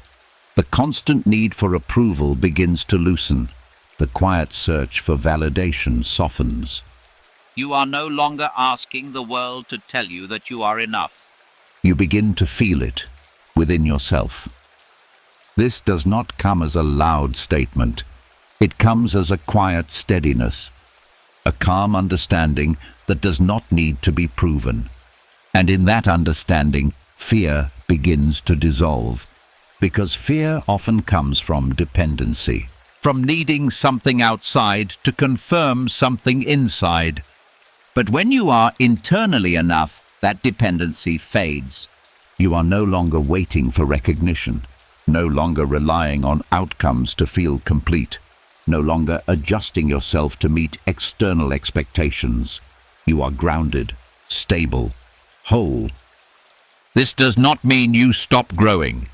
It means your growth no longer comes from a place of lack. You are not trying to become enough. You are moving from already being enough. And that changes everything. Your actions become lighter. Your choices become clearer. Your mind becomes quieter, because it is no longer trying to fill a space that is already full. As this settles, something else begins to fade. The fear of not measuring up. Because there is nothing left to measure against. You are not comparing. You are not proving. You are simply existing, fully as you are. And in that existence, there is peace. A deep, steady peace that does not depend on how things turn out. A calm that does not shift based on how you are seen. A presence that remains without needing anything added to it. You begin to trust yourself differently, not as someone who must earn worth, but as someone who already carries it. And that trust creates freedom. Freedom from chasing, freedom from proving, freedom from needing to be anything other than what you are in this moment. As you rest in that freedom, the mind becomes still, no longer searching, no longer questioning, no longer depending, just present, just aware, just enough. And in that quiet recognition, something settles completely. A fearless calm, the kind that comes when nothing inside you is lacking, when nothing needs to be added, when you are no longer looking outward for what has always been within. And as you rest in that truth, the mind finally lets go. Because it has found what it was searching for, not outside, but here, within you. And as that quiet sense of being enough begins to settle more deeply, another subtle pattern starts to lose its grip. The imagined judgments of others. Not what people have actually said, not what has clearly happened, but what the mind assumes they might be thinking. Small interpretations, silent conclusions, stories built without evidence. It happens quickly. A look is remembered, a tone is replayed, a moment is questioned. And from that, the mind begins to fill in the gaps. They probably think this. That must have looked wrong. Maybe I came across differently than I intended. And without noticing, you are no longer alone in your own mind. You are surrounded by imagined observers. This creates a quiet pressure. Because you begin to adjust yourself based on thoughts that were never confirmed. You begin to carry opinions that were never spoken. You begin to feel judged, even when no judgment exists. This is how mental space becomes crowded, not by reality, but by imagination. There is a different kind of power, one that begins when you stop engaging with these imagined judgments altogether, not by proving them wrong, not by replacing them with better thoughts, but by simply not giving them attention. When a thought appears about what someone might think, you allow it to pass. No analysis, no reaction, no continuation. At first, this may feel unfamiliar. The mind may try to pull you back into the story. It may suggest that understanding what others think is important, that you should consider it, adjust to it, prepare for it. But as you stay with this practice, something becomes clear. Most of these judgments are not real. They are projections. And even when judgment does exist, it belongs to the other person, not to you. When you stop engaging with imagined judgment, something inside you opens. The mental space that was once filled with assumptions begins to clear. The constant monitoring fades. The need to adjust yourself based on unspoken opinions disappears. You are no longer managing perceptions that were never confirmed. You are simply here, unobserved, unjudged, free. This creates a deep sense of calm, because the mind is no longer divided, no longer reacting to invisible pressure. No longer carrying thoughts that were never yours to begin with. You begin to feel what it is like to exist without being evaluated in your own mind, without being watched, without being interpreted, just present. And in that presence, there is relief. A quiet release from the effort of trying to be seen a certain way. You are no longer shaping yourself based on imagined views. You are resting in your own. As this deepens, something else begins to fade. The habit of overthinking social moments. Because there is nothing left to analyze. No invisible audience, no silent judgment, only your own awareness. And that awareness is calm, steady, unburdened. You begin to trust that your experience does not need to be filtered through what others might think. That your presence does not need to be adjusted based on imagined reactions. That you are allowed to exist without carrying perception. And in that understanding, the mind becomes lighter, more open, more still. You are no longer holding on to thoughts that were never real. You are no longer reacting to judgments that never existed. You are simply here, clear, quiet, at rest. And in that rest, there is peace. A deep, spacious peace. The kind that comes when the mind is no longer filled with imagined voices, no longer shaped by invisible opinions. Just silence, just presence, just you. Free within your own space. And as you settle into that space, without interference, without assumption, the mind finally breathes, open, calm, unoccupied, at ease. And as the noise of imagined judgment begins to fade, something even quieter comes into view. The habit of performing, not just in front of others, but within your own mind. A subtle effort to appear a certain way, to think the right thoughts, to maintain an image even when no one is watching. It is easy to miss, because it does not look like performance. It feels like control, Like self-management, like trying to be your best, but underneath it, there is pressure. a quiet expectation that even your thoughts must be aligned, polished, acceptable, that you must not think the wrong thing, feel the wrong way, or respond imperfectly, even in private. And so the mind stays active, adjusting, correcting, filtering. It becomes a space where everything must be managed, where even stillness feels like something to achieve. but this creates a kind of tension that never fully releases, because you are never simply resting. You are always performing, even to yourself. There is a different kind of calm, one that begins when you stop performing completely, not just outwardly, but inwardly, when you allow your thoughts to exist without shaping them, when you allow your mind to be as it is without trying to make it appear a certain way. At first, this may feel unfamiliar. The mind may try to return to control. It may suggest that you should think more clearly, feel more positively, be more composed. But as you stay with this practice, something begins to shift. You realize that your thoughts do not need to be perfect. They do not need to be organized. They do not need to reflect an ideal version of you. They can simply be and pass. When you release the need to perform even in thought, something inside you relaxes deeply. The pressure to maintain an internal image fades. The constant adjustment stops. You are no longer shaping your inner world to meet an invisible standard. You are simply allowing it to move naturally. This creates space, a quiet, open space where nothing needs to be corrected, where nothing needs to be improved in this moment, where the mind is free from expectation, and in that space, the body begins to soften. The breath deepens.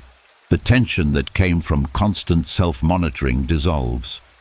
You are no longer watching yourself. You are simply being. This is where true rest begins. Not when everything is controlled, but when nothing is being controlled. You begin to see that your value is not tied to the quality of your thoughts. That your presence does not depend on how well you manage your inner world. That you are allowed to exist without performing.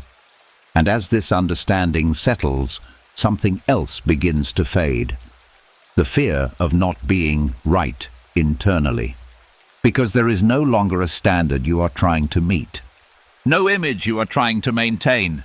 Only awareness. Simple, steady awareness. And in that awareness, there is calm. A calm that is not created by effort. A calm that appears when effort is no longer needed. You are no longer holding yourself in a certain way. You are no longer adjusting your thoughts to fit an ideal. You are resting, as you are. And in that rest, the mind becomes quiet. Not forced, not shaped, just naturally still. A stillness that holds you gently, without pressure, without expectation, just presence. And as you settle into that presence, without performing, without correcting, The mind finally lets go. because there is nothing left to manage, nothing left to maintain, nothing left to prove, only calm, only space, only you, at ease within yourself. And as the need to perform within your own mind begins to dissolve, something even quieter starts to open. The realization that much of your inner tension has been shaped by an invisible audience. Not real people in front of you, but a constant sense of being watched, evaluated, observed, even when you are completely alone. It is subtle. You may not notice it directly, But it appears in small ways. in how you replay moments as if someone is reviewing them, in how you adjust your thoughts as if they must be acceptable, in how you carry a quiet awareness of how you might look, sound, or be interpreted. Even in private, this creates a hidden pressure, because you are never fully alone in your own space. There is always a sense that something must be maintained, an image, a version, a quiet performance. And because of that, The mind never fully rests. It stays slightly outward, slightly alert, Slightly aware of something that is not actually present. but there is a different kind of peace, one that begins when you realize there is no audience here, not in this moment, not in this breath, not in this stillness. When you allow that understanding to settle, something shifts deeply. The need to be seen fades. The quiet monitoring disappears. The sense of being observed dissolves.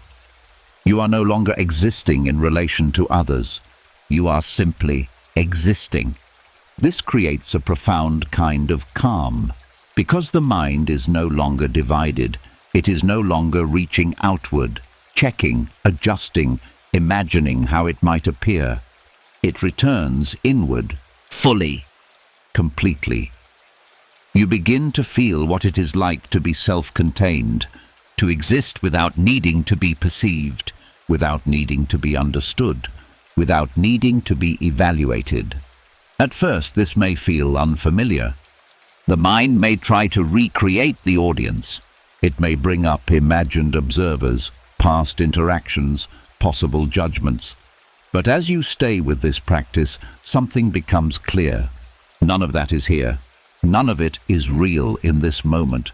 Only you are here. Your breath, your awareness, Your presence. and in that presence there is no need to perform. No need to explain. No need to adjust. You are free to exist without being seen. This freedom is quiet, but powerful. Because much of the mind's activity comes from the sense of being watched, from the effort to manage how you exist in the eyes of others. When that disappears, the noise disappears with it. You are no longer carrying perception. You are no longer shaping yourself based on imagined views. You are simply here, whole, Undivided. At rest. This is where true stillness deepens, because there is nothing left to maintain, nothing left to protect, nothing left to present. You are not an image. You are not a role. You are not a version of yourself for others. You are presence, Simple. Clear. unobserved. And as you settle into that presence, something else begins to fade. The need to be validated at all, because validation requires an audience. And in this space, there is none. Only you, complete within yourself, enough within yourself. At peace within yourself. And in that peace, the mind becomes still, not because it has been forced into silence, but because there is nothing left to disturb it. No observer, no expectation, no performance. Only a quiet, steady awareness, resting within itself. And as you rest there, without reaching outward, without imagining anyone watching, The mind softens completely. A deep, grounded calm, the kind that comes when you finally realize you were never meant to live as if you were being observed. You were meant to simply be.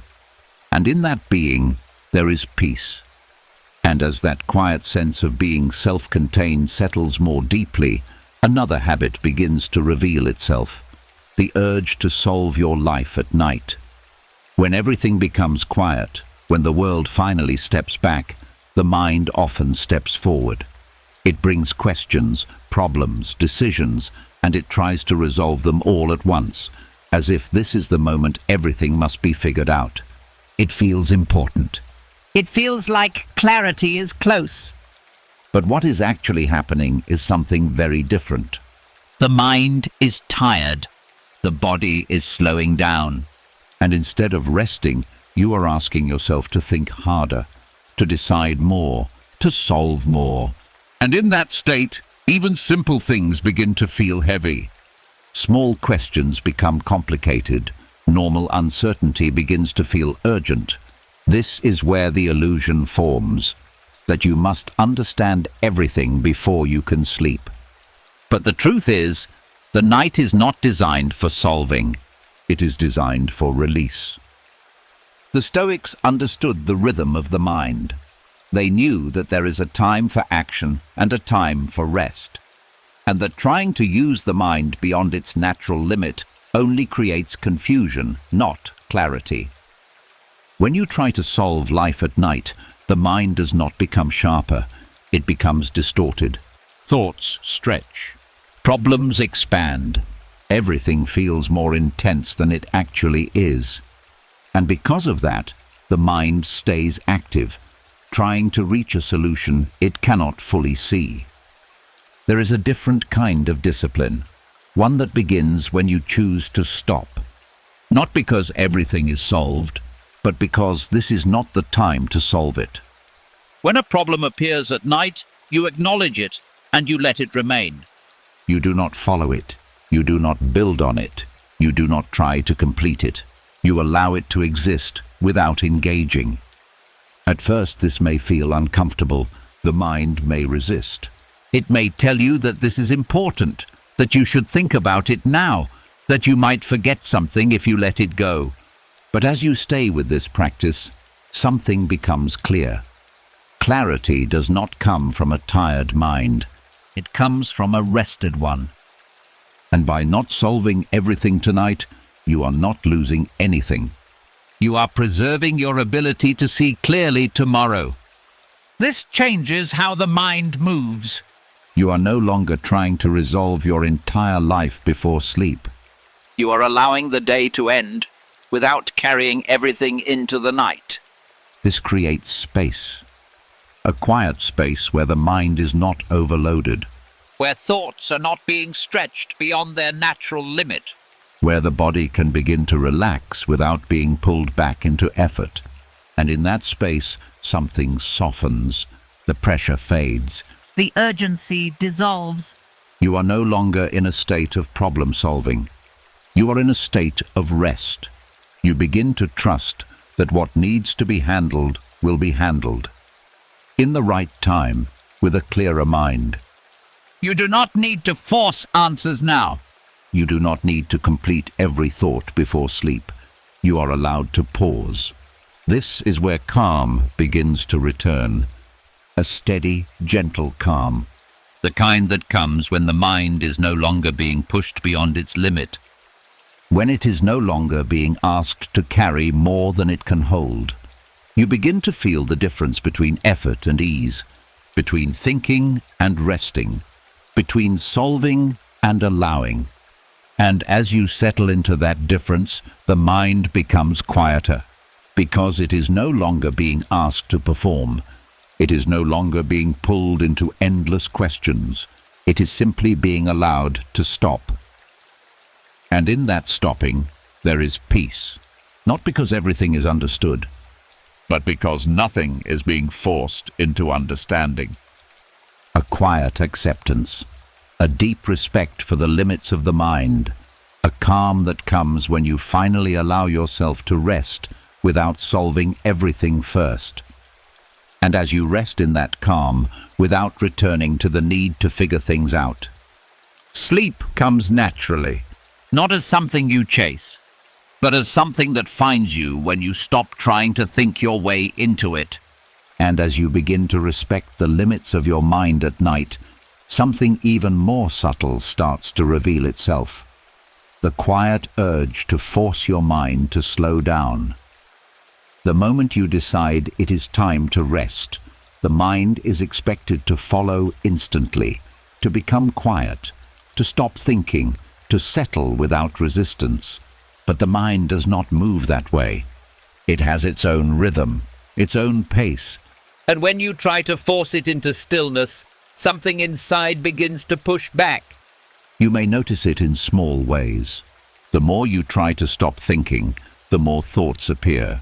The more you try to relax, the more tension you feel. The more you demand calm, the further it seems to move away. This is not failure. It is the natural response to pressure. Because the mind cannot be forced into rest, it can only be allowed. There is a different kind of calm, one that begins when you stop trying to control the speed of your mind, when you let it slow down on its own, without interference, without expectation, without the quiet demand that it must be quiet now. At first, this may feel unfamiliar. The mind may continue moving, thoughts may still appear, images may pass, small fragments of the day may rise and fall, and instead of resisting this, you simply watch, you allow. You remain present without trying to change the pace. And something begins to shift, not suddenly, Not forcefully. but naturally. The thoughts begin to space out. The intensity begins to soften. The movement becomes slower, lighter, less demanding. Not because you made it happen, but because you stopped interfering with it. This is the difference between force and allowance. Force creates resistance. Allowance creates ease. When you allow the brain to slow down naturally, you remove the pressure that keeps it active. You stop turning rest into a task. You stop treating calm as something that must be achieved. Instead, you create space for it to appear. And in that space, the body begins to respond. The breath deepens without effort. The muscles soften without instruction. The tension that was held begins to release on its own. You are no longer directing the process. You are simply present within it. This creates a gentle kind of calm, a calm that is not sharp or sudden, but smooth, gradual, steady, the kind that feels like sinking rather than stopping. You begin to trust this process. You begin to see that your mind does not need to be controlled in order to rest. It needs to be left alone. And as that trust grows, something else begins to fade. The anxiety about not being able to sleep. Because you are no longer trying to make sleep happen. You are allowing the conditions for it to form. You are no longer measuring how quiet your mind is. You are simply watching it as it becomes quieter on its own. This removes a large part of the pressure, the silent expectation, the subtle urgency. All of it begins to dissolve. And what remains is a quiet openness, a space where the mind can move without being pushed, where thoughts can appear without being resisted, where everything is allowed. And because of that, everything begins to settle. You begin to feel a different relationship with your mind. Not as something you must control, but as something you can observe. Something that knows how to slow down when it is not being forced. And in that observation, there is calm. A deep, natural calm. The kind that cannot be created by effort. The kind that appears when effort is no longer needed. And as you rest in that calm, without pushing, without directing, the mind continues to soften. The thoughts continue to fade. The body continues to relax until everything becomes quiet, not because it was forced, but because it was finally allowed. And as the mind begins to slow down on its own, without force, something else quietly comes into view. The moments where clarity is not there, when thoughts feel scattered, when focus feels weak, when nothing seems sharp or fully formed. A kind of mental fog that many people try to resist the moment it appears. It often feels uncomfortable, because there is a quiet expectation that the mind should always be clear, always be sharp, always be in control. And when that clarity is missing, the mind begins to question itself. It tries to fix the fog, to push through it, to force itself back into precision. But this only creates more tension. Because not every moment is meant to be clear. Just as the body has times of energy and times of rest, the mind also moves through states. Some are sharp, some are slow, some are open, some are quiet. And mental fog is simply one of those states. It is not a failure. It is a signal, a natural shift that asks for less effort, not more. When you begin to allow this fog without resistance, something changes gently. The pressure to think clearly fades. The need to correct the state of your mind softens. You stop treating imperfection as something that must be removed immediately. And in doing so, the mind begins to relax. Because it is no longer being pushed to perform. You are no longer demanding clarity from a mind that is asking for rest. Instead, you allow it to be exactly as it is, unclear, unfocused, soft. At first, this may feel unfamiliar. The mind may try to return to its usual pattern, to sharpen, to organize, to make sense of everything. But as you stay with this practice, something becomes clear. Clarity often returns on its own, when it is not being forced. When the pressure is removed, when the mind is given space instead of demands. This is where strength begins to form, not in constant control, but in quiet acceptance. You begin to trust that your mind does not need to be perfect in every moment, that it can move through different states without losing its ability. That fog does not mean failure. It simply means pause. And as you accept this, the tension that once surrounded imperfection begins to dissolve. You are no longer resisting your own state. You are allowing it. This creates a deep kind of calm, because much of the discomfort you feel does not come from the fog itself, but from the resistance to it. When that resistance is removed, the fog loses its weight. It becomes lighter, less important, just another passing state. You begin to feel the difference between forcing clarity and allowing the mind to rest within its natural rhythm. And in that rest, something softens. The body releases, the breath deepens, the quiet effort to fix your thinking fades away. You are no longer trying to become sharper in this moment. You are simply allowing yourself to be. This is where true ease begins.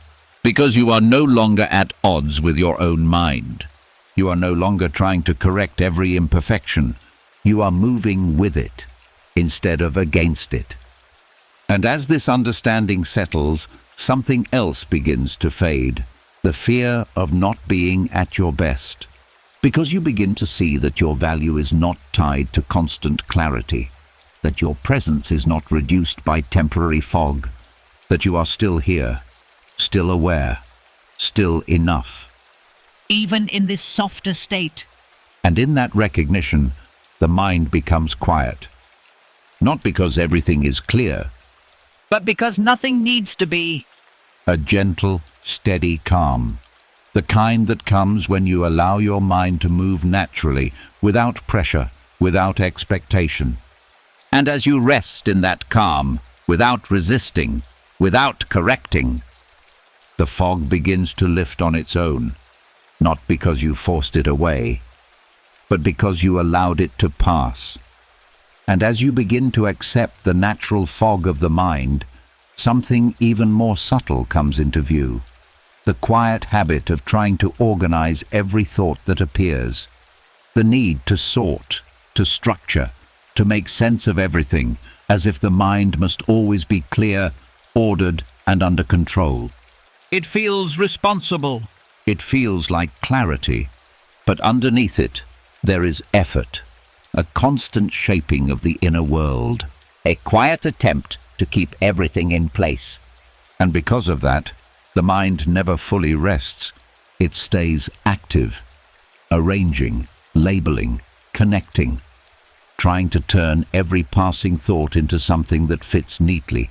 But not all thoughts are meant to be organized. Some are incomplete. Some are fragments. Some have no real meaning at all. They appear and they pass.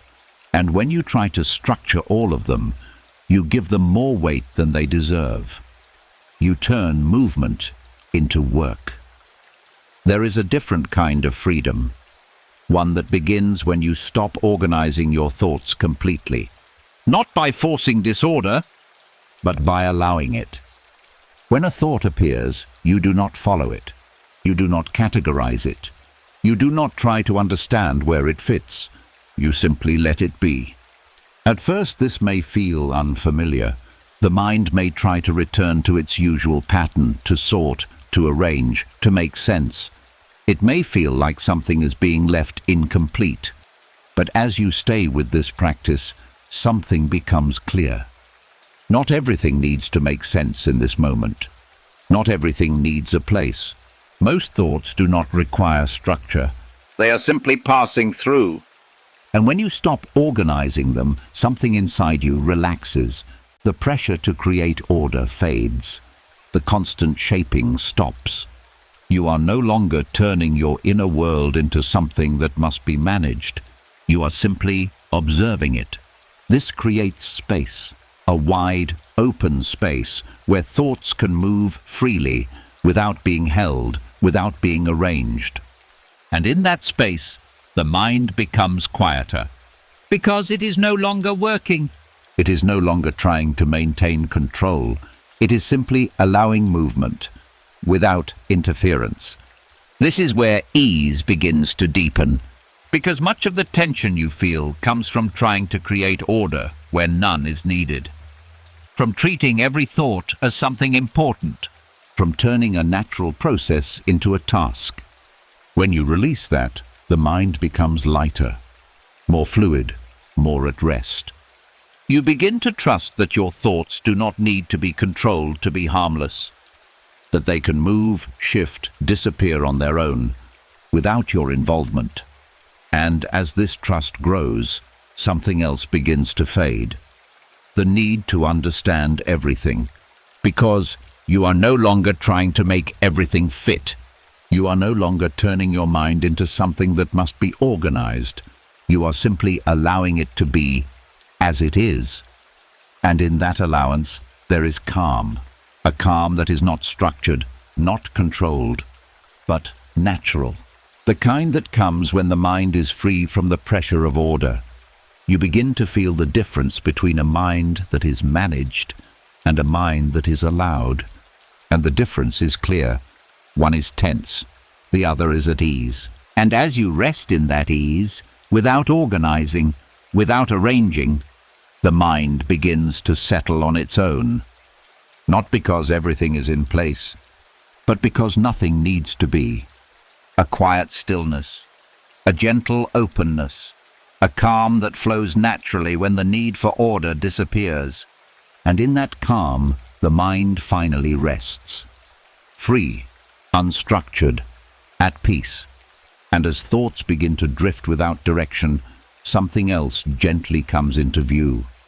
The quiet pressure to always be productive, even in your own mind. A habit so deeply rooted that even in stillness, there is a sense that something useful should be happening, that your thoughts should lead somewhere, that your time should always be used well. It feels normal, almost invisible, but it carries weight, because when the mind believes it must always be productive, it never truly rests. Even at night, even in silence, it searches for something to solve, something to improve, something to gain. It turns stillness into a task.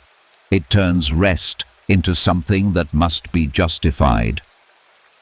This is where tension quietly forms, not from what you are doing, but from what you feel you should be doing.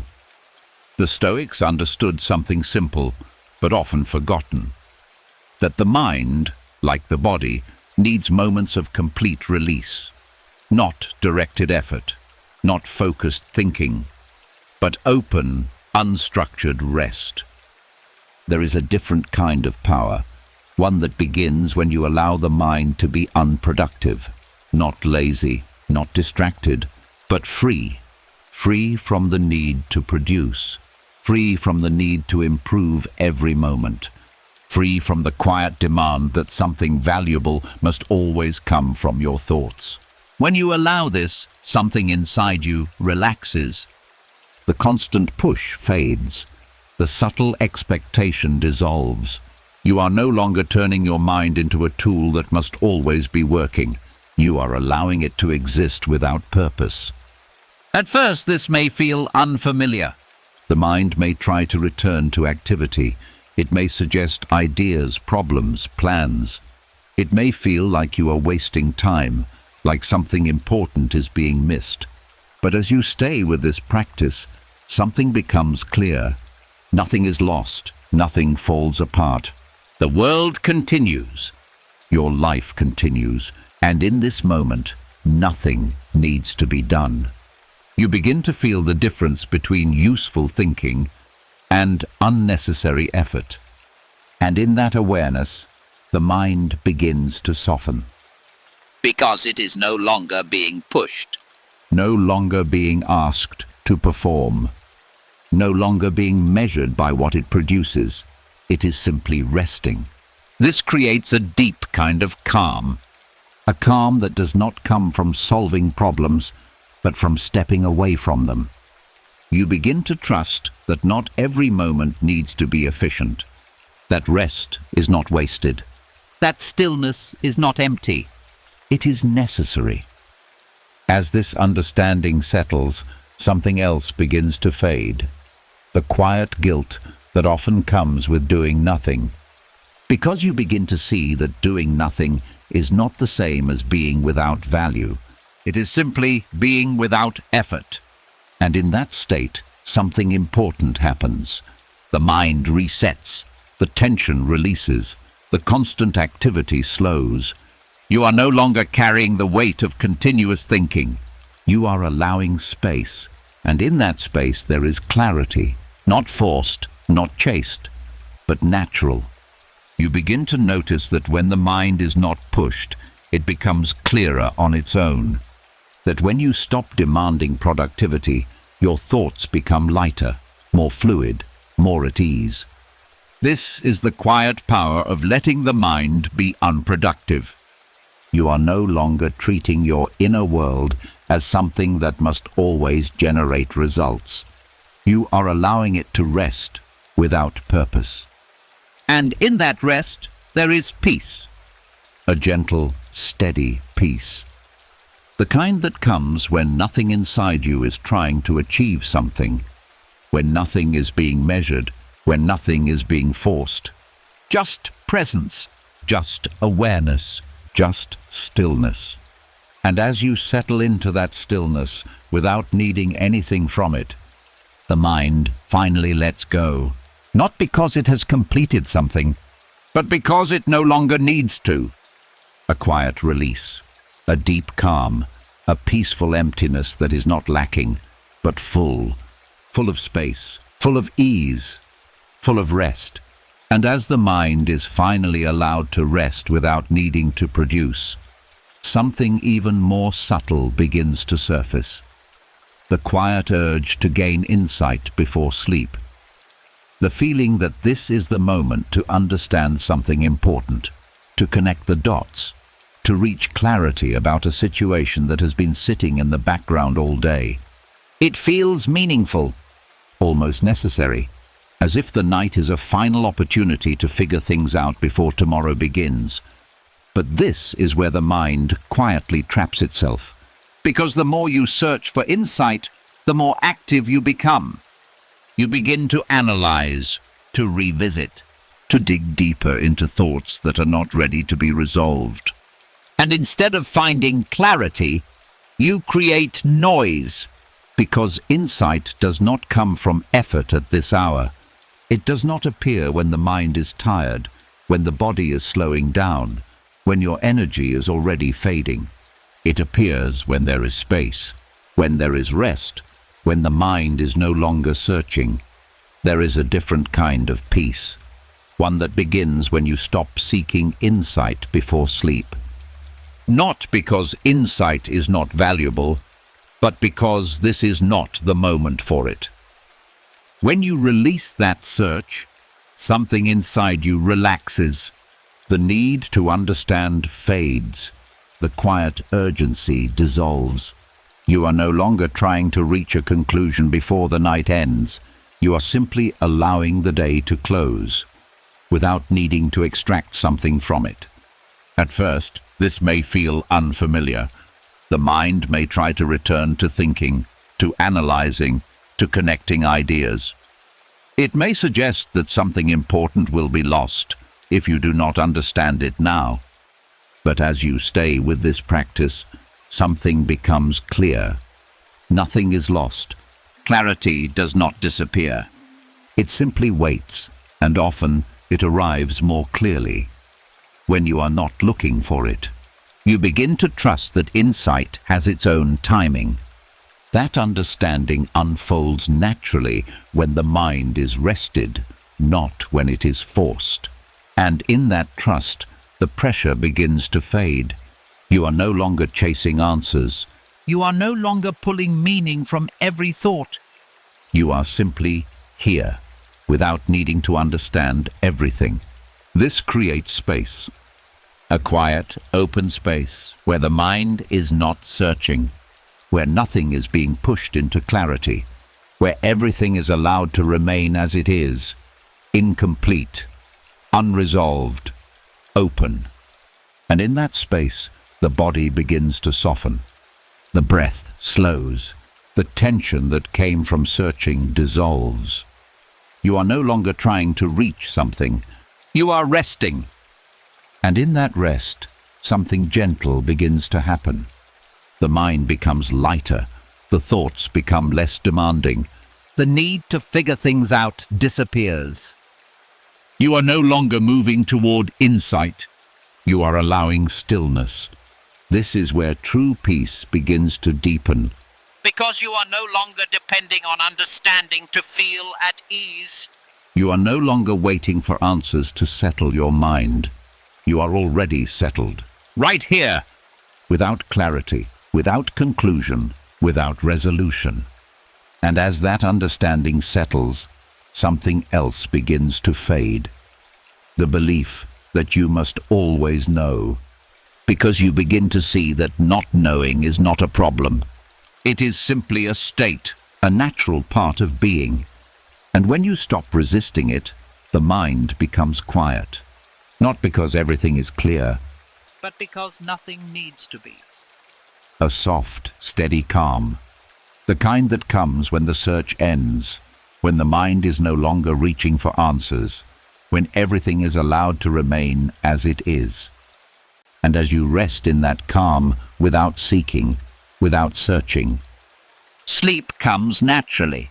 Not as something you achieve, but as something that arrives when the mind is no longer looking for anything at all. And as the search for insight begins to quiet, something else becomes easier to notice. The random patterns of thought that move through the mind without direction. Fragments that appear suddenly, unrelated images, small disconnected ideas that rise and fall without purpose. They are not meaningful, they are not important, but they are persistent. And the moment you engage with them, they begin to grow. One thought leads to another.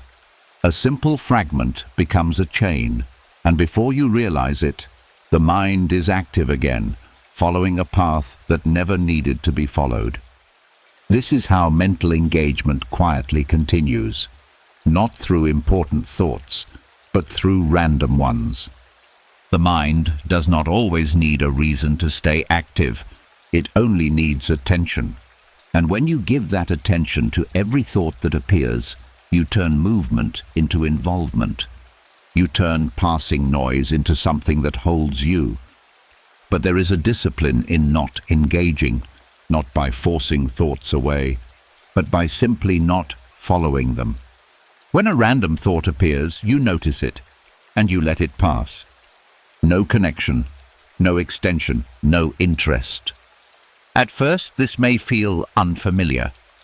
The mind may try to pull you in, to connect the thought to something else, to build a pattern where none existed before. But as you stay with this practice, something becomes clear. Most thoughts do not need your attention. They are simply activity. And when you stop engaging with them, they begin to lose their strength. They appear and they disappear without leaving a trace. This is where mental quiet begins to deepen. Because the mind is no longer being fed by constant engagement. You are no longer participating in every pattern that forms. You are simply observing without entering. And in that observation, something shifts. The frequency of thoughts begins to slow. The intensity begins to fade. The patterns become weaker, less connected, less demanding. Not because you stopped them, but because you stopped following them. This creates space. A quiet, open space where the mind is not crowded by constant activity. Where thoughts can move without becoming something more.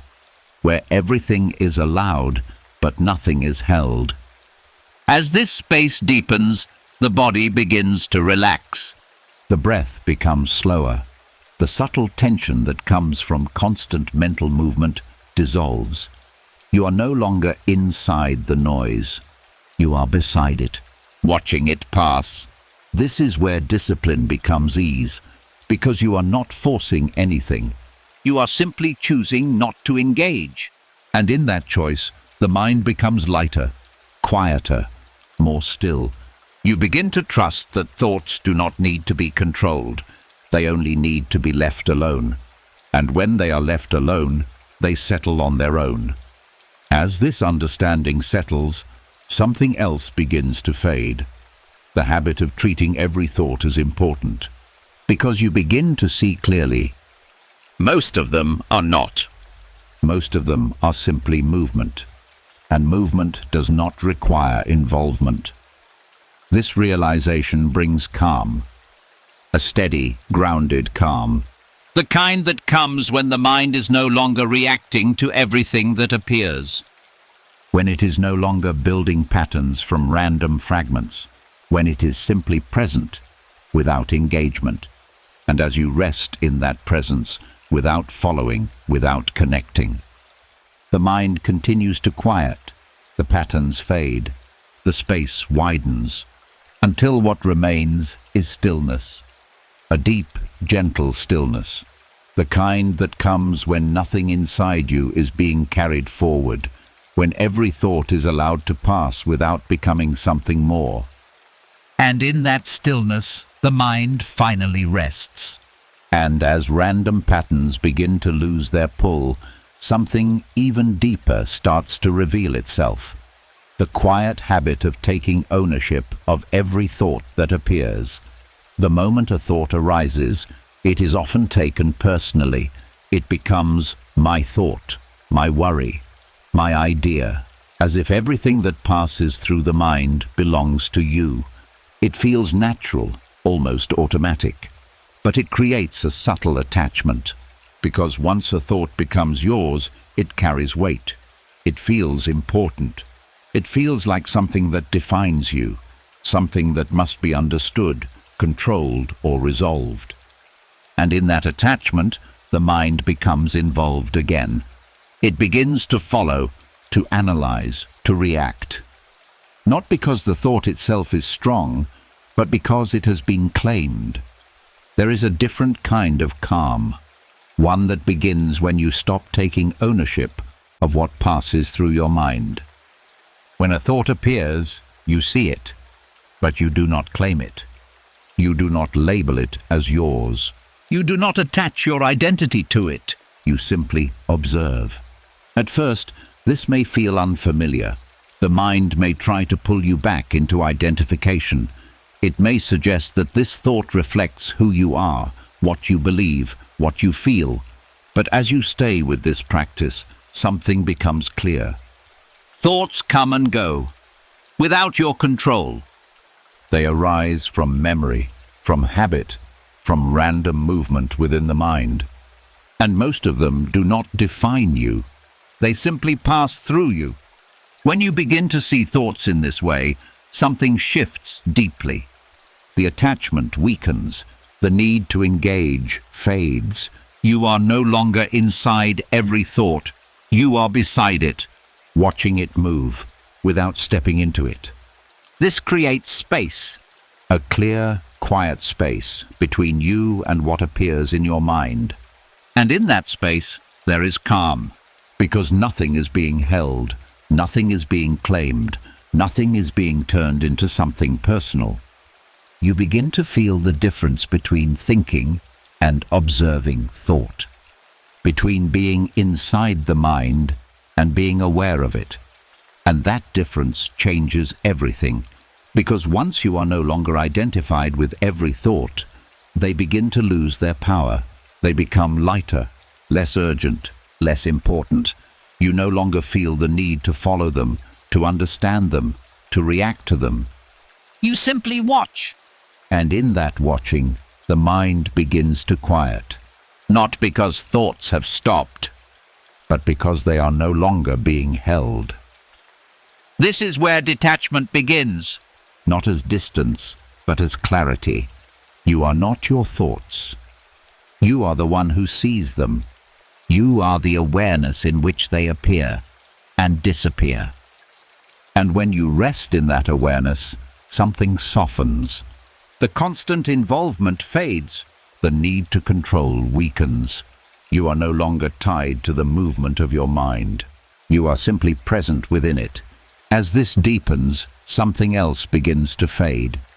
The fear of what you think, because you are no longer identifying with it. You are no longer treating every thought as something that defines you. You are allowing everything to pass without attachment. And in that allowance, there is peace.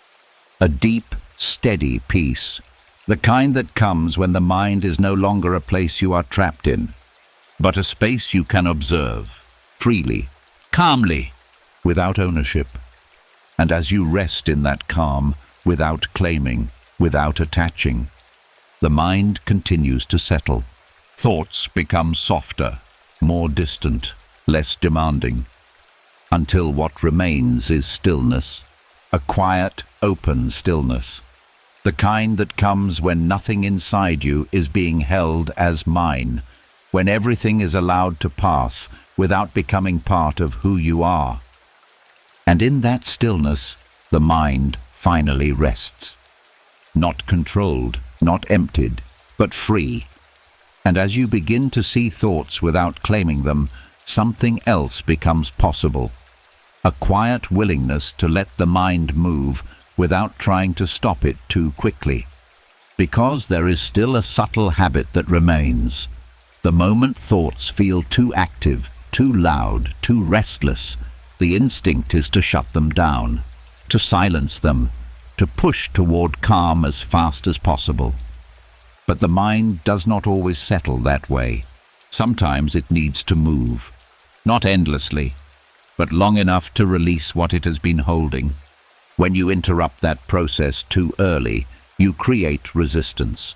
The thoughts do not disappear. They circle back. They linger beneath the surface, waiting for attention. And because of that, the mind never fully rests. There is a different kind of strength, one that begins when you allow the mind to tire itself out, not by feeding it, not by following every thought, but by letting it move, without interference. When thoughts come, you do not fight them. You do not rush to quiet them. You do not try to control their pace. You simply allow them to appear and pass in their own rhythm. At first, this may feel uncomfortable. The mind may feel busy, active, unsettled. But instead of reacting, you remain still. You observe without stepping in. And something begins to happen. The thoughts start to lose energy, not because you forced them to stop, but because you stopped giving them resistance. Without resistance, they have nothing to push against. Without engagement, they have nothing to feed on. So they begin to slow, naturally, gradually, Softly. This is how the mind returns to rest, not through control, but through completion. It moves until it has nothing left to release. And when that moment comes, the shift is quiet.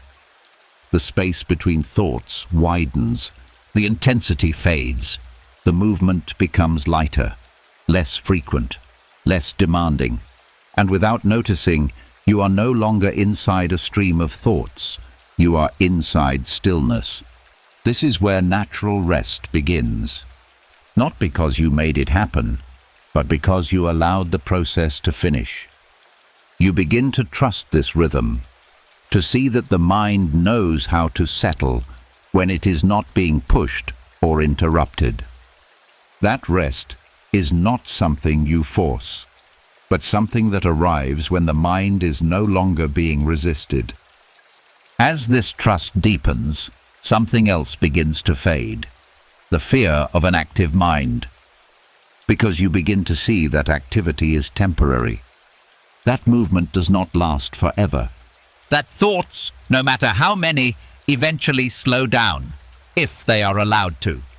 This removes a quiet anxiety, the fear that your mind will stay busy, the concern that you cannot quiet it.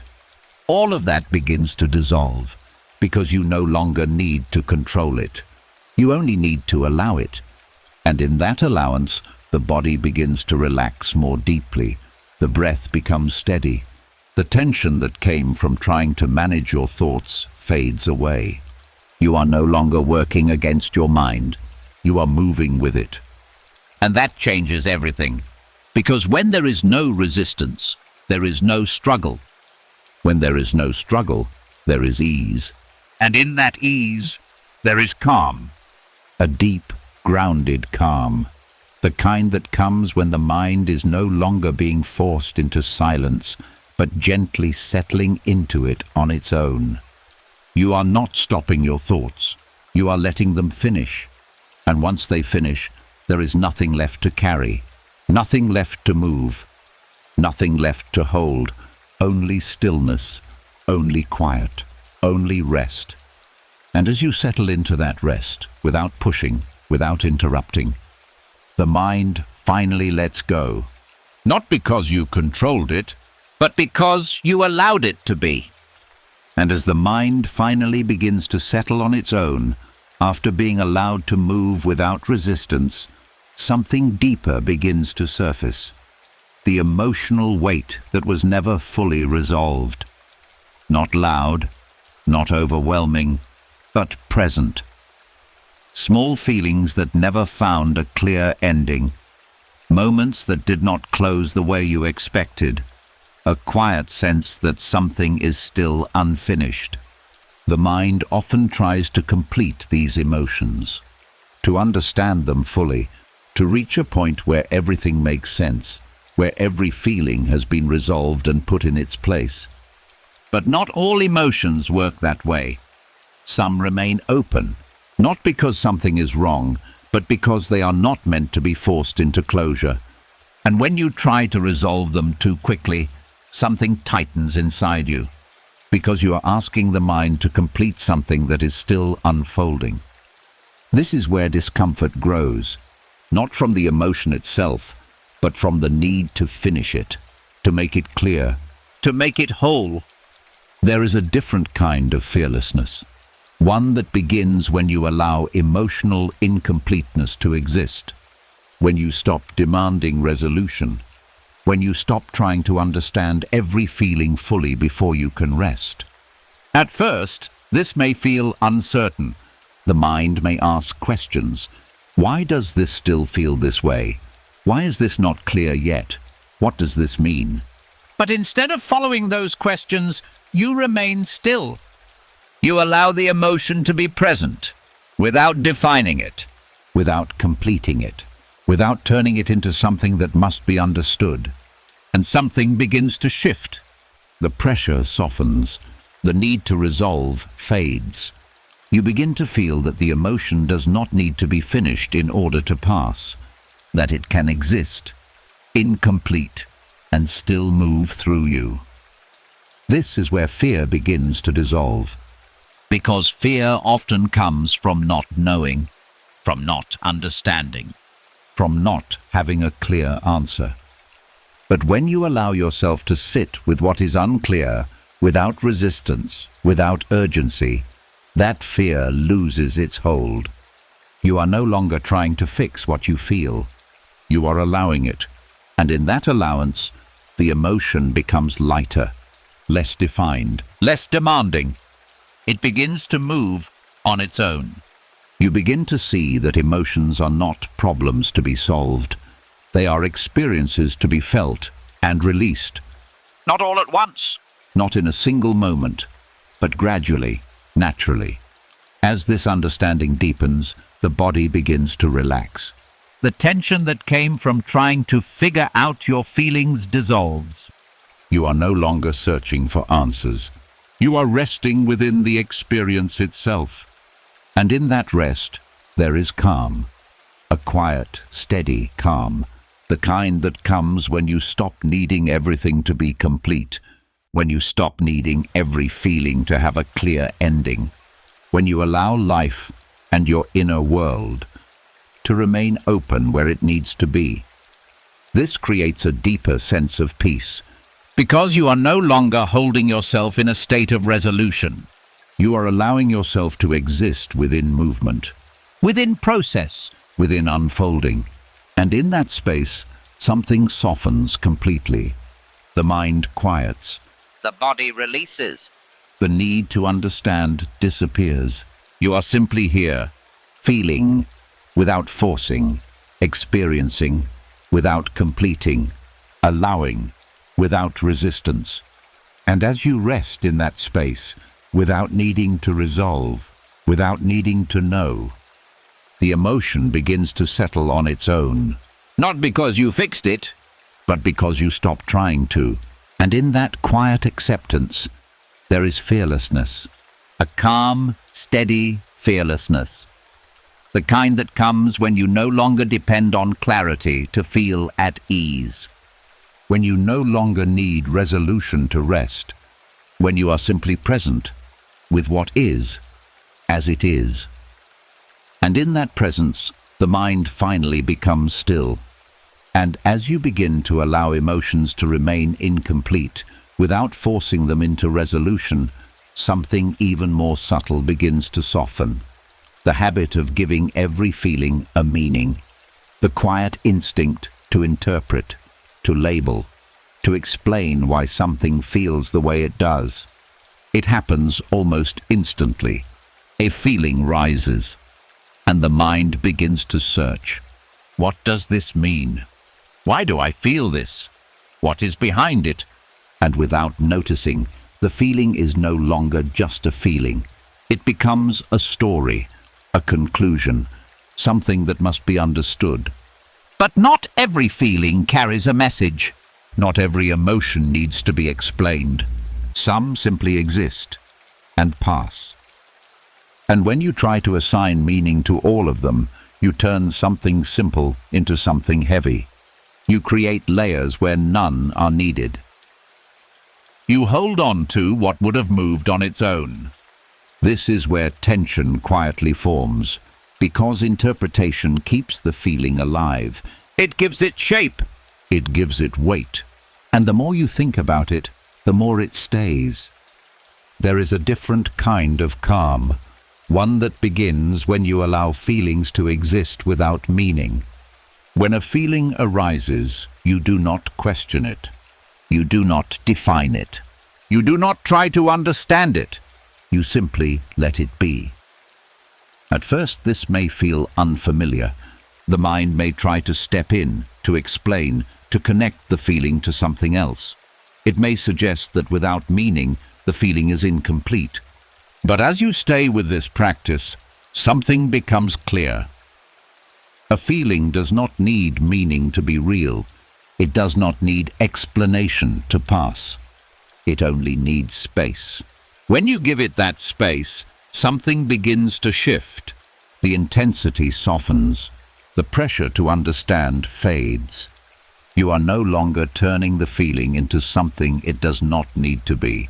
You are allowing it to remain simple. And in that simplicity, there is ease. Because the mind is no longer working, no longer searching, no longer building a story around what is already present. It is simply observing. You begin to feel the difference between experiencing a feeling and analyzing it. One is light, the other is heavy. One passes, the other stays. And when you choose not to interpret, the feeling begins to move naturally. It rises, it exists, it fades, without being held, without being extended, without becoming something more. As this deepens, the body begins to relax. The tension that came from trying to figure out your emotions dissolves. You are no longer inside the process. You are beside it, watching it unfold, without interference. This creates a deep sense of calm. A calm that is not dependent on understanding. A calm that exists even when things are unclear, because you are no longer trying to make everything make sense. You are allowing it to be as it is, and as this understanding settles, something else begins to fade. The need to control how you feel. Because you are no longer treating feelings as problems. You are treating them as movement, natural, temporary, unforced. You begin to trust that emotions do not need to be managed. They need to be allowed. And in that allowance, the mind becomes quiet, not because nothing is felt, but because nothing is being turned into something more. A gentle, steady calm, the kind that comes when the mind is no longer interpreting every sensation, no longer assigning meaning where none is needed. Just feeling, just presence, just stillness. And as you rest in that stillness, without explaining, without defining, the feelings pass. Softly, naturally, leaving behind nothing but quiet, nothing but space, nothing but calm. And as you begin to let feelings exist without meaning, something even more important comes into view. The instinct to react to discomfort the moment it appears. Not because it is unbearable, but because it feels unfamiliar, unwanted, out of place. A small tension in the chest, a subtle unease in the mind, a quiet restlessness that seems to ask for attention. And almost immediately, the mind responds. It tries to fix it, to escape it, to replace it with something more comfortable. This reaction happens so quickly you may not even notice it. But it is there, a constant movement away from discomfort, as if it should not be allowed to exist. And because of that, discomfort becomes something larger than it is, not because it grows on its own, but because it is resisted. There is a different kind of power, one that begins when you stop reacting. When discomfort appears, and instead of moving away, you remain still. You feel it, without trying to change it. You notice it, without turning it into something urgent. At first, this may feel challenging. The mind may push you to act, to adjust, to remove the feeling. It may suggest that something is wrong, that this should not be here. But as you stay with it, something begins to change. The discomfort does not grow. It does not take over. It simply exists and then begins to soften. Because without reaction, it has nothing to hold on to. You begin to see that discomfort is not the problem. The reaction to it is.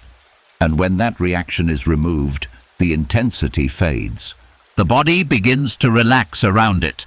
The mind stops amplifying it. It becomes just another sensation, passing through. This is where resilience begins to form, not through force, not through endurance, but through stillness, through the quiet ability to remain present, even when something feels uncomfortable. You are no longer avoiding, no longer escaping, no longer turning away. You are allowing. And in that allowance, something strengthens inside you. A calm steadiness, a grounded presence that does not shift with every sensation. You begin to trust that you can feel discomfort without being controlled by it, that you can experience unease without needing to fix it, that not every feeling requires a response. And as this trust grows, the mind becomes quieter, because it is no longer reacting to everything that appears. It is no longer turning discomfort into something that must be removed. It is simply observing, and allowing. This creates a deep sense of calm, because the constant movement away from discomfort has stopped. the struggle has ended. You are no longer fighting what you feel, you are resting within it. And in that rest, the discomfort begins to dissolve on its own, not because you forced it to go, But because you allowed it to be. As this understanding settles, something else begins to fade, the fear of discomfort itself, because you begin to see clearly. It cannot harm you. It does not last. It does not define you. It simply moves, like everything else. And when you stop reacting, it loses its power. What remains is a quiet strength, A calm resilience. the kind that does not depend on comfort, but on presence. And as you rest in that presence, without reacting, without resisting, the mind settles even deeper. Because it no longer needs to protect you from every sensation. It no longer needs to fix what is already passing. It is simply here, steady, open, at ease. And in that ease, there is peace. A deep, grounded peace. The kind that comes when nothing inside you is being pushed away, when everything is allowed to move naturally, without resistance, without reaction. And in that space, resilience becomes calm. And calm becomes rest. And as you begin to sit with discomfort without reacting, something even more subtle starts to reveal itself. The quiet urge to fix how you feel. Not just discomfort, but any emotional state that does not match what you think it should be. A heaviness, a dullness, a lack of energy, a mood that feels slightly off. And almost immediately, the mind begins to adjust. It searches. What can I do to feel better?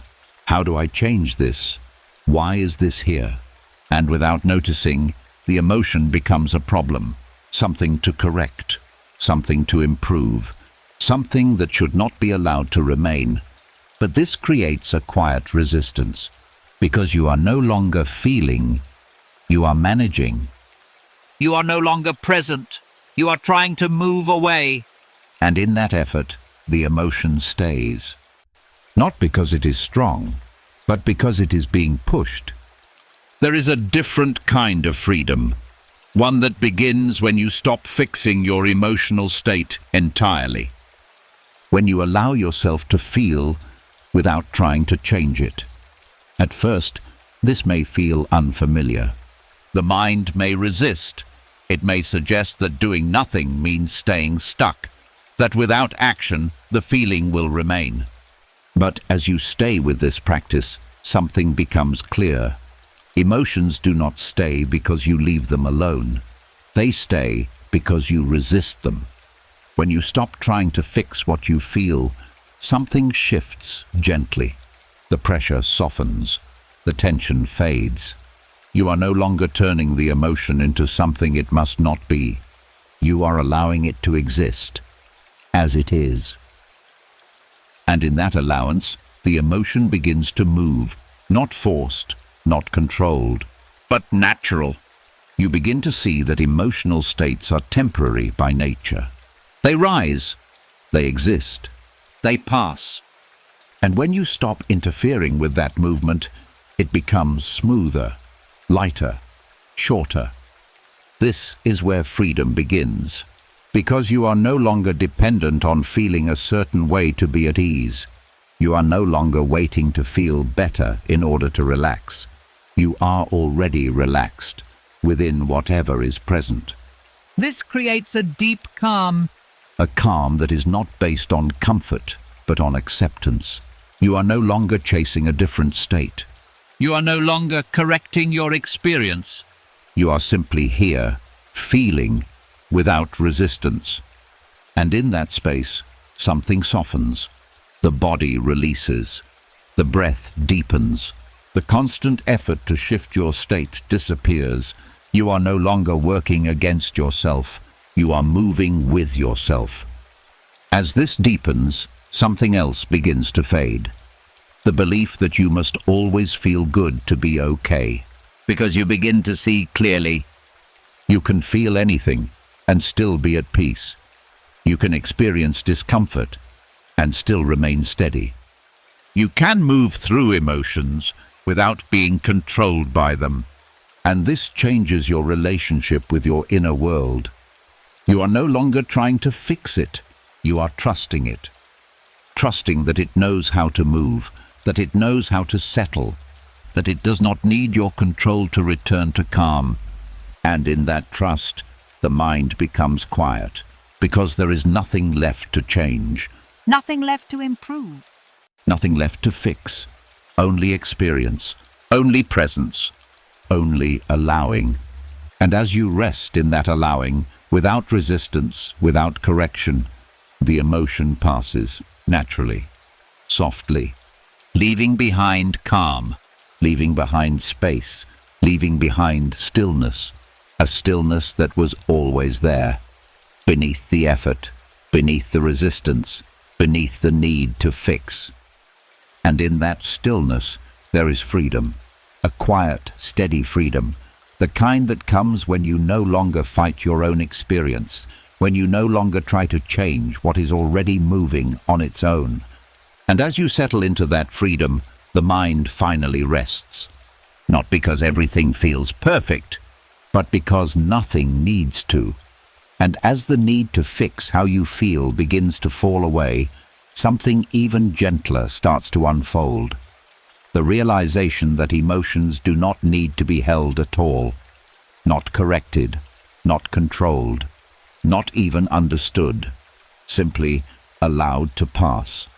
For so long, the mind has treated emotions as something solid, something that stays, something that defines the moment. But when you look closely, you begin to see something different. Emotions move, they shift, They rise, peak, and fade, often without you noticing the exact moment they begin or end. and yet the habit of holding on to them remains. The moment a feeling appears, the mind pays attention to it. It watches it. It sometimes clings to it, as if it must stay long enough to be fully processed or understood. But this attention can turn into attachment, and attachment slows the natural movement. There is a different kind of stillness, one that begins when you stop holding emotions altogether. When a feeling appears, you allow it to move through you, without stopping it, without naming it, Without trying to make sense of it. just movement. At first, this may feel unfamiliar. The mind may try to follow the feeling, to stay with it, to examine it. It may feel like something is being missed if you do not engage. But as you stay with this practice, something becomes clear. Emotions do not need your attention to pass. They need your openness. When you allow them to move freely without interference, something shifts quietly. The feeling becomes lighter, less fixed, less defined. It begins to move like a current, flowing rather than staying. And in that flow, there is ease, because nothing is being held, nothing is being stopped, nothing is being turned into something permanent. You begin to trust this movement, to see that emotions are temporary by nature, That they are not meant to stay. that they do not need to be carried from one moment to the next. And as this trust grows, something else begins to soften, the fear that a feeling will take over. Because you begin to see that it cannot. Not if you allow it to pass, not if you do not hold on to it, This creates a deep sense of calm. because the mind is no longer resisting or clinging, it is simply allowing. You are no longer inside the emotion. You are the space it moves through. And in that space, there is stillness, a quiet, steady stillness that does not change with each feeling. You begin to feel the difference between being the emotion and being aware of it. One is heavy, The other is light. one holds, The other releases. and when you rest in awareness, the emotions begin to pass more quickly, more gently, without leaving residue, without pulling you along with them. As this deepens, the body begins to relax. The breath becomes slower. The subtle tension that came from holding on to feelings dissolves. You are no longer carrying emotional weight. You are allowing it to move and leave. This is where true rest begins, not when emotions disappear, but when they are no longer held. You begin to trust that whatever arises will pass, that nothing needs to be kept, That nothing needs to stay. and in that trust, the mind becomes quiet, because it is no longer reacting, no longer holding, no longer resisting, just allowing. And as you rest in that allowing, without interference, without attachment, the emotions continue to move, softly, naturally, until what remains is calm, a deep, open calm, the kind that comes when everything is allowed to pass through without being stopped, without being held. And in that calm, there is stillness, not created, not forced, but revealed, when nothing inside you is being held in place. And as you settle into that stillness, the mind finally rests, free from emotional weight, free from attachment, free to simply be. And as emotions begin to move more freely, without being held, another quiet habit starts to reveal itself. The need to label every feeling the moment it appears, to name it, to define it, to place it into a category that feels familiar and understandable. It happens quickly. A sensation rises, and the mind responds. This is anxiety. This is stress. This is frustration. And the moment the label is applied, something changes. The feeling becomes stronger, more fixed, More real than it needs to be. because labels carry meaning. They bring memory. They connect the present moment to past experiences, to stories, to patterns that make the feeling feel larger than it actually is. And without noticing, a simple sensation becomes something heavier, something that feels like it must be dealt with. This is where intensity begins to grow, not from the feeling itself, but from the label attached to it. There is a different kind of discipline, one that begins when you stop labeling every feeling altogether. When something arises, you notice it, but you do not name it. You feel it, but you do not define it. You allow it to exist without turning it into something known. At first, this may feel unfamiliar. The mind may search for a label.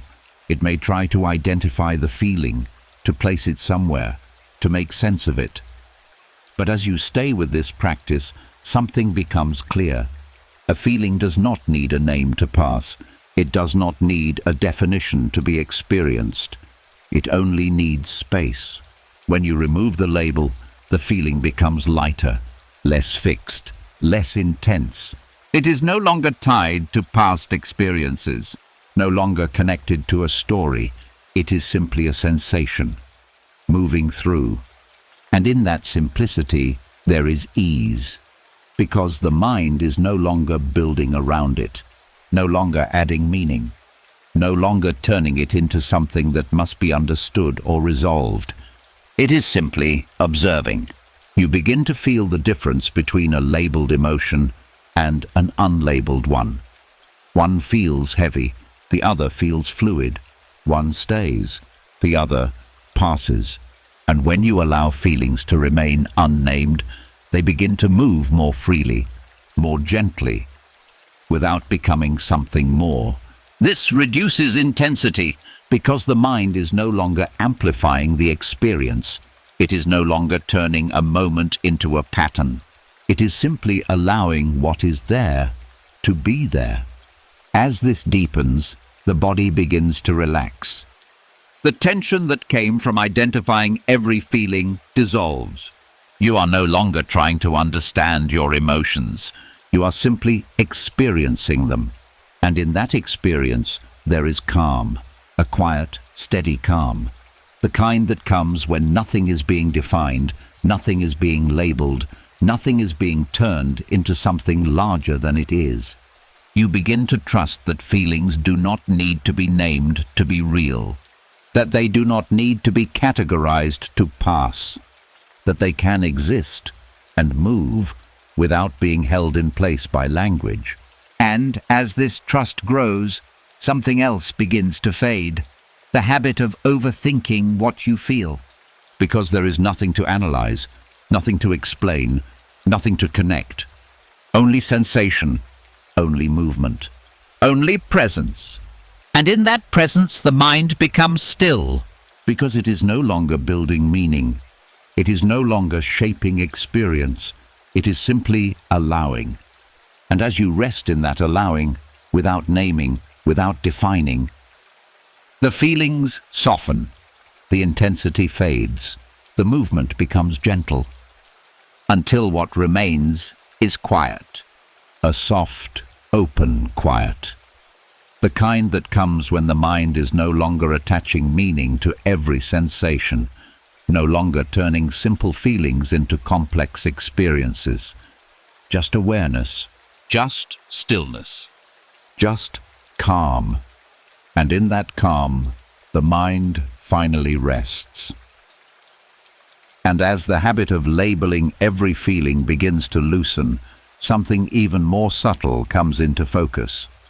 The quiet question that follows almost every emotion. A reflex so automatic it feels necessary. Why do I feel this? It sounds harmless, even helpful, But it carries the mind away from the moment. because the moment that question appears, the feeling is no longer just being felt. It is being examined, taken apart, turned into something that must be understood. And in that process, something changes. The mind begins to search. It looks backward. It connects memories. It builds explanations. And instead of the feeling passing, it becomes something that stays. This is where overanalysis quietly begins. Not because the feeling is strong, but because the mind keeps returning to it, trying to explain it, Trying to find a reason that makes it complete. but not every feeling has a clear why. And even when it does, understanding it in this moment does not always bring peace. It often brings more thought, more connection, More movement. There is a different kind of peace. One that begins when you stop asking the question entirely. when a feeling arises, and instead of asking why, you simply allow it. You feel it, without explanation, Without tracing it back. without turning it into something that must be solved. At first, this may feel unfamiliar. The mind may resist. It may try to search for answers, to connect the feeling to something else, to make sense of it. But as you stay with this practice, something becomes clear. The question does not bring calm, it brings continuation. It keeps the mind moving. It keeps the feeling active. And when you remove the question, something shifts. The mind becomes quieter. The need to analyze fades. You are no longer pulling the feeling into a story. You are allowing it to remain simple. And in that simplicity, the feeling begins to soften, because it is no longer being held in place by thought. It is no longer being expanded by explanation. It is simply being felt and allowed to pass. This creates space. A quiet, open space where the mind is not searching, Where nothing is being examined. where everything is allowed to exist without being understood. And in that space, there is calm, a calm that does not depend on answers, a calm that exists even in uncertainty, Because you are no longer trying to make everything make sense. You are allowing it to be as it is. As this deepens, the body begins to relax. The tension that came from constant questioning dissolves. You are no longer inside a process of analysis. You are inside a state of presence, just feeling, Just observing. just allowing. You begin to trust that not every experience needs explanation, That not every emotion needs to be traced back. that peace is not found in understanding everything, but in letting things pass without needing to understand them at all. And as this trust grows, something else begins to fade. The habit of turning inward in search of answers every time something is felt. Because you begin to see clearly. The answer is not always needed. The feeling does not require it. It will move with or without explanation. And when you allow that, the mind becomes still, not because everything is clear, But because nothing needs to be. a quiet, grounded stillness, the kind that comes when the search ends, when the question disappears, when the mind is no longer reaching for reasons, only presence, only awareness, only calm. And as you rest in that calm, without asking, without searching, the feeling passes, softly, naturally, leaving behind nothing but space, nothing but stillness, nothing but peace. And as the need to understand every feeling begins to fade, something even more complex begins to surface.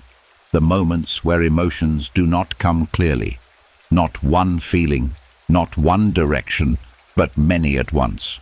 A quiet mix that does not fit into a single shape. You may feel calm and uneasy at the same time, certain and unsure, grateful and slightly heavy. And the mind does not like this. It prefers clarity. It wants one answer, one feeling, one direction it can understand and organize. So when emotions are mixed, it begins to sort them, To separate them. to decide which one is correct and which one should go. But in doing that, it creates tension. Because not all emotions are meant to be clean and simple.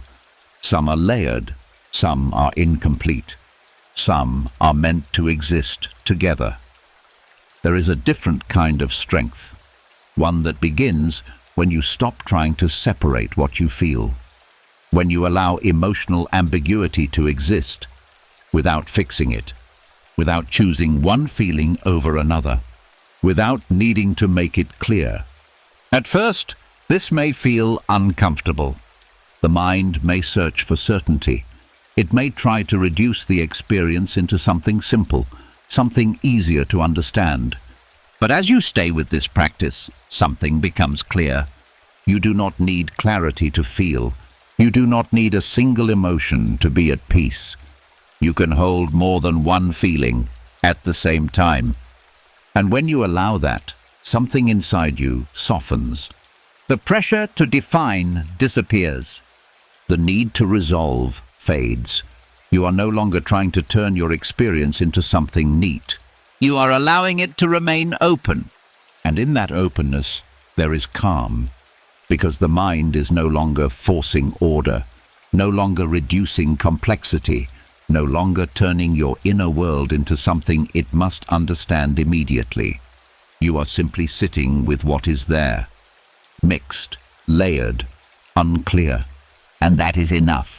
This creates a deeper kind of stability, because you are no longer dependent on clarity to feel grounded. You are no longer waiting for everything to make sense. You are steady, even when things are not fully defined. As this deepens, the body begins to relax. The tension that came from trying to figure out your emotions dissolves. You are no longer separating yourself from what you feel. You are allowing all of it without resistance. You begin to see that emotional ambiguity is not a problem. It is a natural part of being human. Life is not always clear. Feelings are not always singular. And that is okay. Because your peace does not come from simplicity. It comes from acceptance. And as that acceptance grows, something else begins to fade. The need to control your emotional state. Because you are no longer trying to shape it. You are allowing it to exist as it is. This brings a quiet strength, a calm resilience. the kind that does not depend on clarity, but on presence. You are no longer trying to resolve everything. You are no longer trying to choose one feeling over another. You are simply here, holding all of it. And in that holding, without judgment, without separation, the emotions begin to move, not all at once, not in a straight line, but gradually, naturally, You begin to trust that even mixed feelings will pass. that they do not need to be simplified to move, that they can remain complex and still settle. And as you rest in that trust, the mind becomes quiet, because it is no longer trying to understand everything. It is simply allowing, And in that allowing, there is peace. a deep, steady peace, the kind that comes when nothing inside you needs to be reduced, nothing needs to be made clear, nothing needs to be resolved. Only felt, only allowed, only present.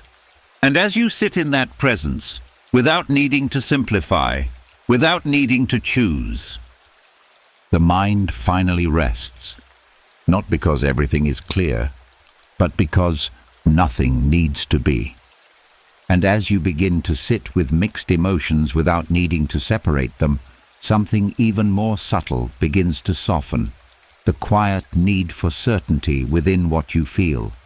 The desire to know exactly where you stand, to have a clear emotional position, to feel something definite, something stable, something that does not shift. It feels reassuring, like clarity. like control, but emotions are not fixed.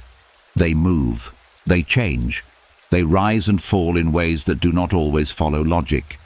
And when you try to hold them in one place, something tightens. Because you are asking something fluid to become still. This is where tension begins. Not from the emotion itself, but from the need to make it certain. To define it, to lock it into something you can rely on.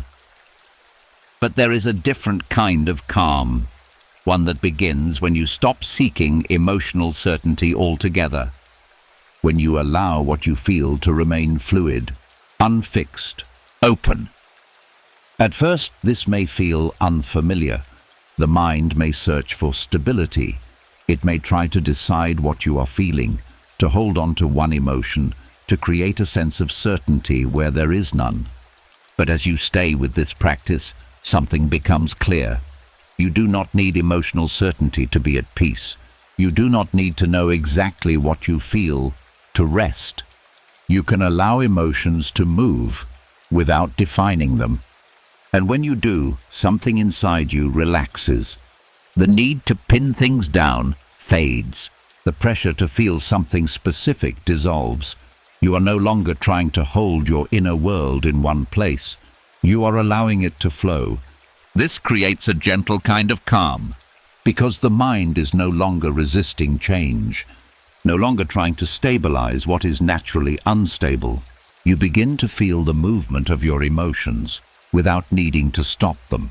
They shift, they blend, they change, And you remain steady within that movement. This is where true ease begins, because you are no longer depending on certainty to feel grounded. You are grounded within uncertainty.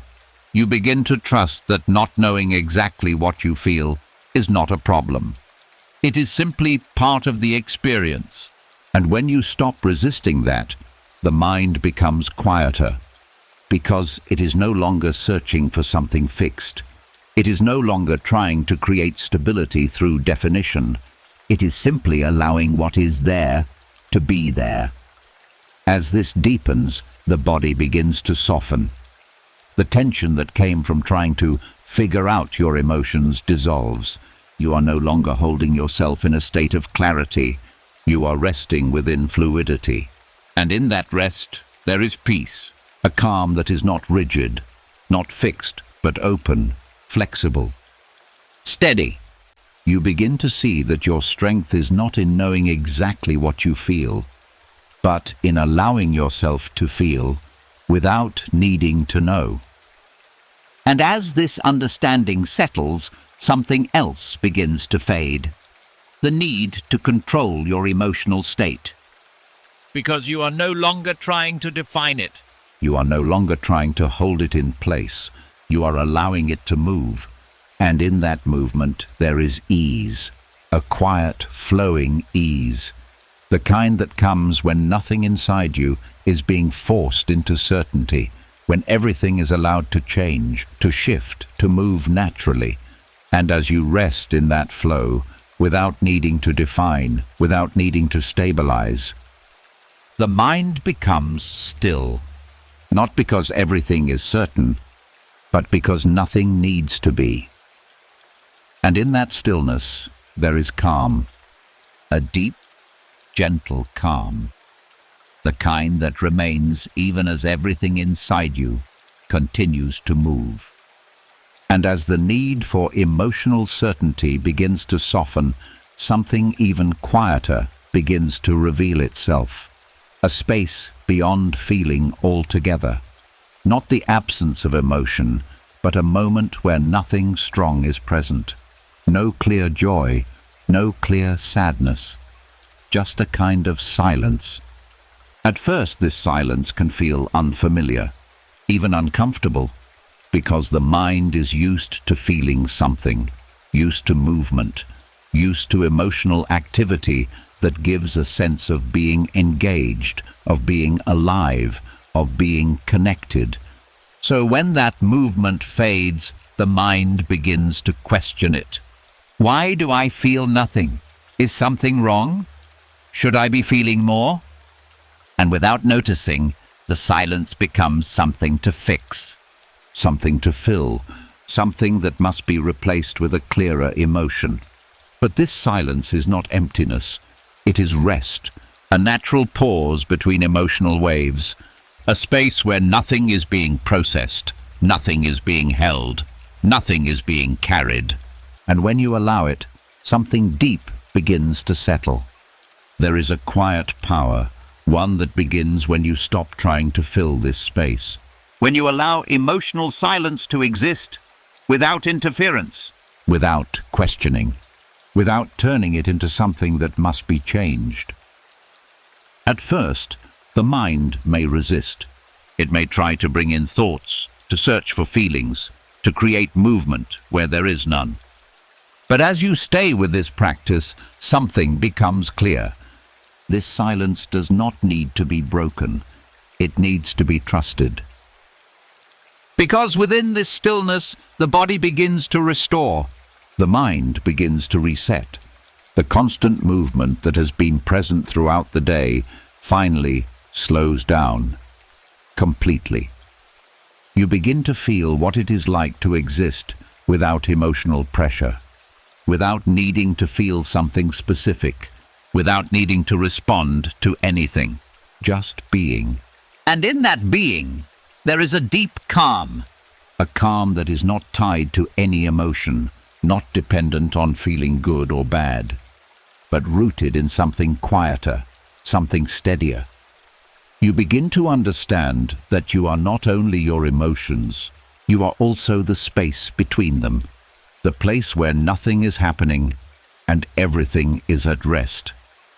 And as you begin to rest in that space, something softens deeply. The need to stimulate feeling disappears. The urge to define your state fades. You are no longer asking yourself what you feel. You are allowing yourself to simply be. This creates a profound sense of ease, because much of the mind's activity comes from trying to maintain emotional movement, from trying to feel something meaningful, something clear, something strong. When that effort stops, the silence becomes peaceful, not empty, not lacking, but full of space, full of rest. Full of quiet presence. As this deepens, the body relaxes more fully. The breath slows. The subtle tension that comes from constant emotional engagement dissolves. You are no longer inside a wave. You are inside stillness. And in that stillness, there is freedom. Freedom from needing to feel. freedom from needing to respond, freedom from needing to be anything other than present. You begin to trust that this silence is not a void, it is a foundation, A place you can return to, again and again. a place where nothing is required. Nothing is expected. Nothing is missing. And as you rest in that place, without questioning, without filling, The mind becomes quiet. not because everything has been resolved, but because nothing needs to be. A deep, steady quiet. The kind that exists beyond emotion, beyond thought, beyond effort. Just awareness, just presence, just stillness.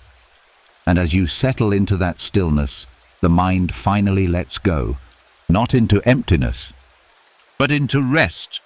and as you begin to rest in that quiet space beyond emotion, something else slowly comes into view, the way time itself has been held. Not just the hours of the day, but the feeling of time, the sense that things should be happening faster, that something needs to be done soon, that there is always something ahead waiting to be reached. It is subtle, but it follows you. Even into stillness. A quiet urgency that sits beneath your thoughts, beneath your actions. Always moving, always pushing. There is a sense that time is running, that something must be completed, that you are either behind or trying to keep up. And because of that, even rest feels incomplete. Even silence feels temporary, because the mind is already leaning forward, already moving toward what comes next. But there is a different way to exist within time, one that begins when you stop placing pressure on it, when you allow time to move, without turning it into something you must chase. The Stoics understood that time does not rush, only the mind does. Time unfolds, naturally, steadily, Without demand. and when you align with that, something inside you begins to slow. At first, this may feel unfamiliar. The mind may resist. It may bring up what needs to be done, what should be happening, what you might be missing. It may try to pull you back into urgency. But as you stay with this practice, something becomes clear. Nothing in this moment requires speed. Nothing in this breath needs to be rushed. You are here, and that is enough. When you begin to accept time without pressure, something softens deeply. The need to hurry fades. The quiet tension of not enough time dissolves. You are no longer measuring your life against an invisible clock. You are no longer moving with urgency. You are simply present within the flow of time. This creates a calm that is steady and grounded, because the mind is no longer leaning forward, no longer chasing what is next, no longer carrying the weight of what has not yet been done. It returns here, to this moment, to this breath, to this space where nothing is missing. And in that return, there is ease, a deep, quiet ease. Because you are no longer in a race, you are no longer trying to reach something ahead. You are simply allowing life to unfold as it does. As this deepens, the body begins to relax more fully. The breath becomes slower. The tension that came from constant urgency begins to release. You are no longer holding yourself in a state of movement. You are resting within time. And in that rest, something shifts. You begin to trust that things will happen when they are meant to. That not everything needs to be forced into a timeline. That your life is not something that must be rushed to be complete. This removes a quiet pressure that has been present for so long. The pressure to do more, to move faster, to be ahead. All of it begins to fade, because you are no longer living in comparison to time. You are living within it, fully, calmly, without resistance. And as this understanding settles, something else begins to fade. The fear of falling behind, because you are no longer measuring your life against an imagined pace. You are simply here, moving as you are. And in that movement, there is peace. A calm that is not rushed, not forced. But natural. The kind that comes when nothing inside you is pushing against time, when everything is allowed to unfold at its own rhythm. And as you rest in that rhythm, without urgency, without pressure, The mind becomes still, not because time has stopped, but because you have stopped chasing it. And in that stillness, there is freedom. A quiet, steady freedom. The kind that comes when you realize that time was never something you needed to fight. It was something you were meant to move with. And as you settle into that understanding, the mind finally rests, not ahead, not behind, just here, at ease. And as the pressure of time begins to loosen, something even more subtle starts to reveal itself. The quiet need to see progress, to measure it, to confirm that something is changing, improving, moving forward in a visible way. It feels reasonable, even necessary, because the mind finds comfort in evidence, in signs that effort is working, in proof that something is happening. But not all progress is visible. Some of it happens quietly, beneath the surface, in ways that cannot be measured in a single moment. And when you look for it too often, something begins to tighten, because you are asking something slow to show itself quickly. You are turning growth into something that must be seen in order to be trusted. This is where subtle pressure forms. Not from what you are doing, but from needing to confirm that it is working. There is a different kind of calm, one that begins when you stop checking for progress altogether, when you allow growth to remain invisible, unseen, unmeasured. At first, this may feel uncertain. The mind may search for signs. It may ask if anything is changing, if anything is improving, if this is leading somewhere. But as you stay with this practice, something becomes clear. Growth does not need to be seen to be real. Just as a seed grows beneath the soil long before it breaks the surface, much of your inner change happens quietly, without display, without confirmation. And when you trust that, something inside you relaxes.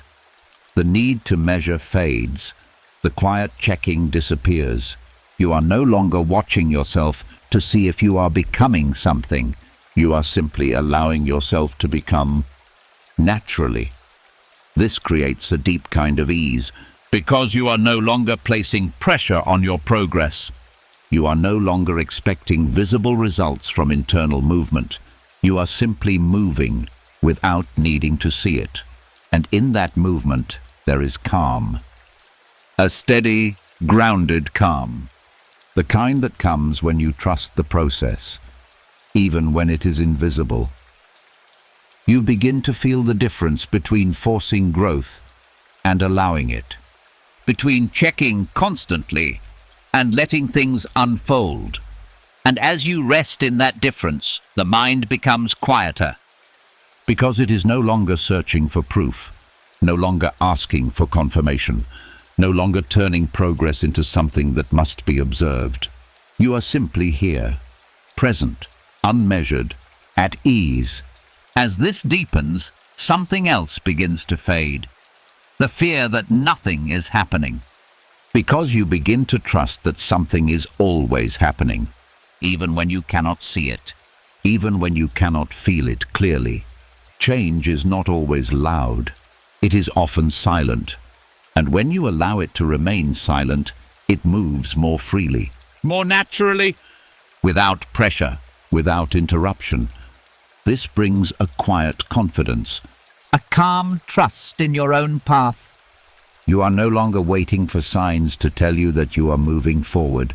You are simply moving, and that is enough. and as you rest in that trust, without checking, without measuring, The mind becomes still, not because everything is visible, but because nothing needs to be.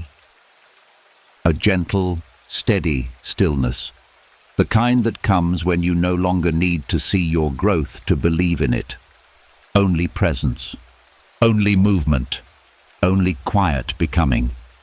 And as you settle into that becoming without expectation, without observation, The mind finally rests. because it is no longer looking for progress, it is allowing it. And as you begin to trust growth without needing to see it, something even more hidden begins to surface.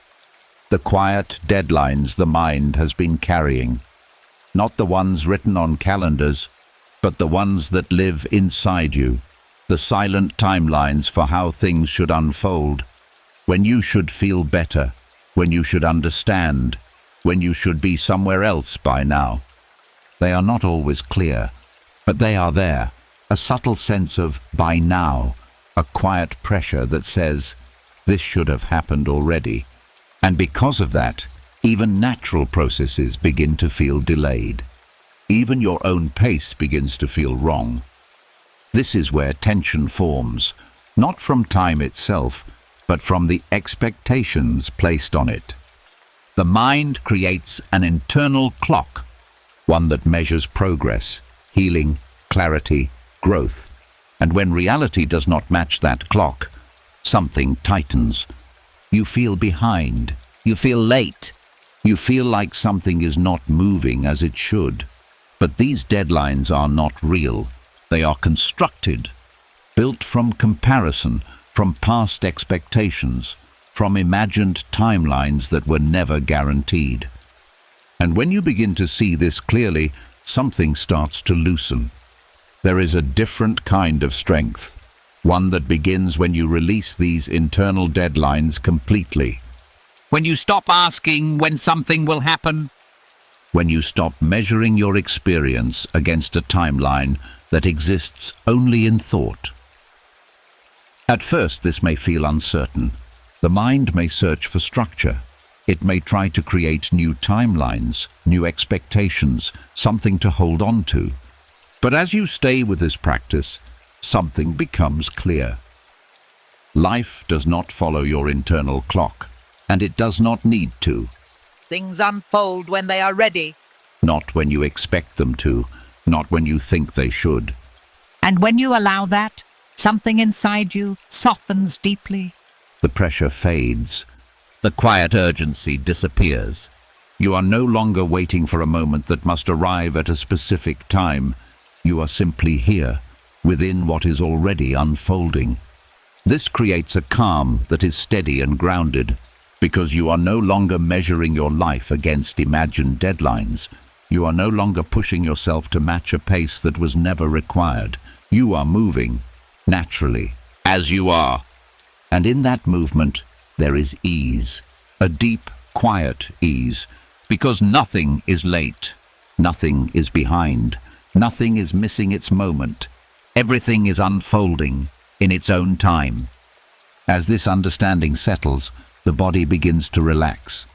The tension that came from constant internal pressure dissolves. You are no longer holding yourself to invisible expectations.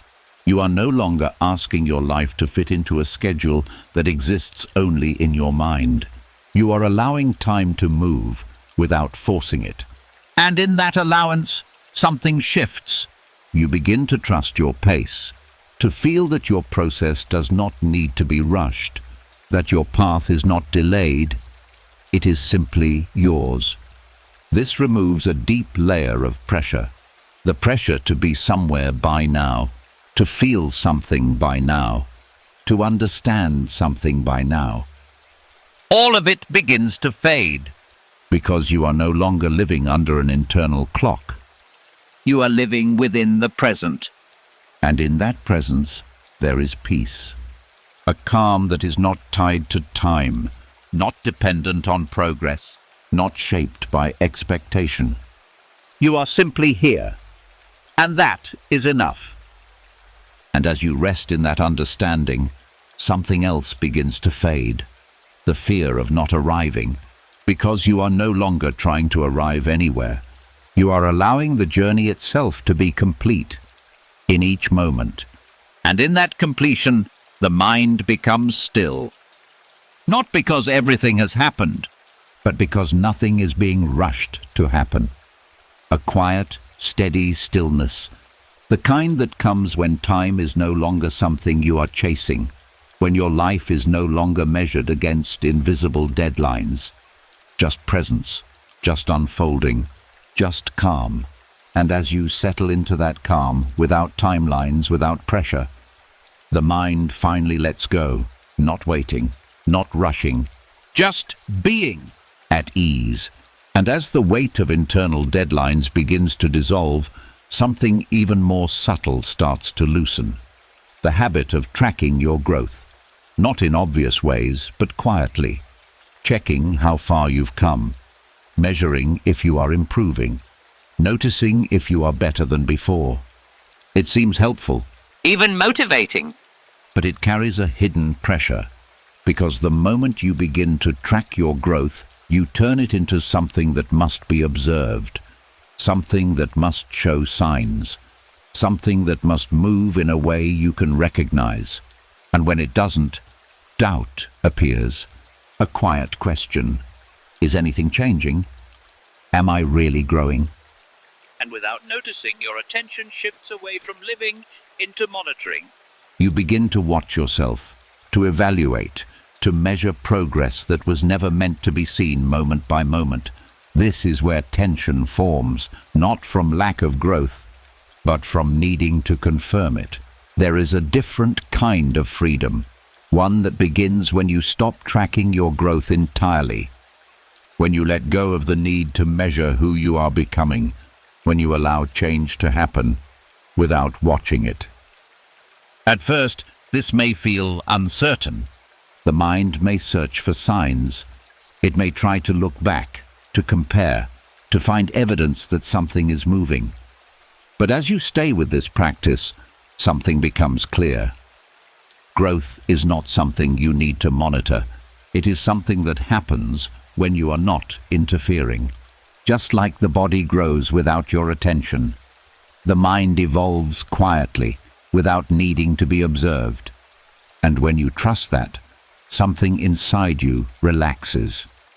The need to check fades. The quiet evaluation disappears. You are no longer watching yourself become something. You are simply becoming. This creates a deep kind of ease, because you are no longer turning your life into something that must be measured. You are no longer placing yourself under observation. You are simply living, without tracking. And in that living, there is calm. A steady, grounded calm. The kind that comes when nothing inside you is being evaluated. You begin to feel the difference between growing and watching growth. One is natural, the other is effort. And when you stop watching, the effort disappears. You are no longer dividing your attention between who you are and who you think you should be becoming. You are simply here, whole, present, unmeasured. As this deepens, something else begins to fade. The quiet impatience that comes from wanting to see change. Because you are no longer looking for it, you are allowing it. And when you allow it, it moves more freely, more naturally, without pressure, without interruption. This brings a quiet trust, a confidence that does not need proof. You are no longer asking if you are growing. You are trusting that you are, and that trust changes everything, because it removes the need to control the process. You are no longer shaping your evolution. You are allowing it to unfold on its own. And in that unfolding, there is peace. A calm that is not dependent on progress, not tied to improvement, not measured by distance or time, just presence, Just movement. just quiet transformation happening beneath the surface. And as you rest in that transformation, without tracking, without measuring, the mind becomes still. Not because growth has stopped, but because it no longer needs to be seen. A gentle, steady stillness, the kind that comes when you are no longer watching yourself change, when you are simply allowing yourself to be. And in that being, everything continues to evolve, Softly, Naturally, without effort, and the mind finally rests, free from observation, free from measurement, free to simply exist, as it is becoming. And now, as everything begins to quiet, you may notice something different within you, not louder, not dramatic, but lighter, a mind that is no longer trying to control everything, no longer chasing answers, no longer holding on to thoughts, emotions, or outcomes. Just present. You've moved through the noise, the pressure, the invisible weight you didn't even realize you were carrying. And, in its place, something steady has begun to form. A calm that does not depend on clarity. A strength that does not depend on control. A focus that does not come from force, but from stillness. This is where fear begins to fade, because fear needs tension, it needs resistance. It needs a mind that is always reaching, always reacting. And tonight, you stepped out of that. You allowed things to be unfinished. You allowed thoughts to pass.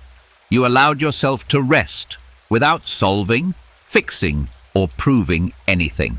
And that is where real power begins, not in doing more, but in needing less. So as you drift deeper into rest, carry this with you. You do not need to control everything to be at peace. You do not need to understand everything to be focused. You do not need to become anything to be enough. You already are, and when you wake, you will feel it. Clearer, steadier, unshaken. If you made it this far, write in the comments, "I let go." Let that be your quiet signal, not to me, but to yourself, that something shifted tonight. And if this helped you even a little, subscribe to the channel and stay close to this kind of stillness. Because the more you return here, the stronger, calmer, and more focused you become without even trying. Now, rest. Nothing else needs to be done.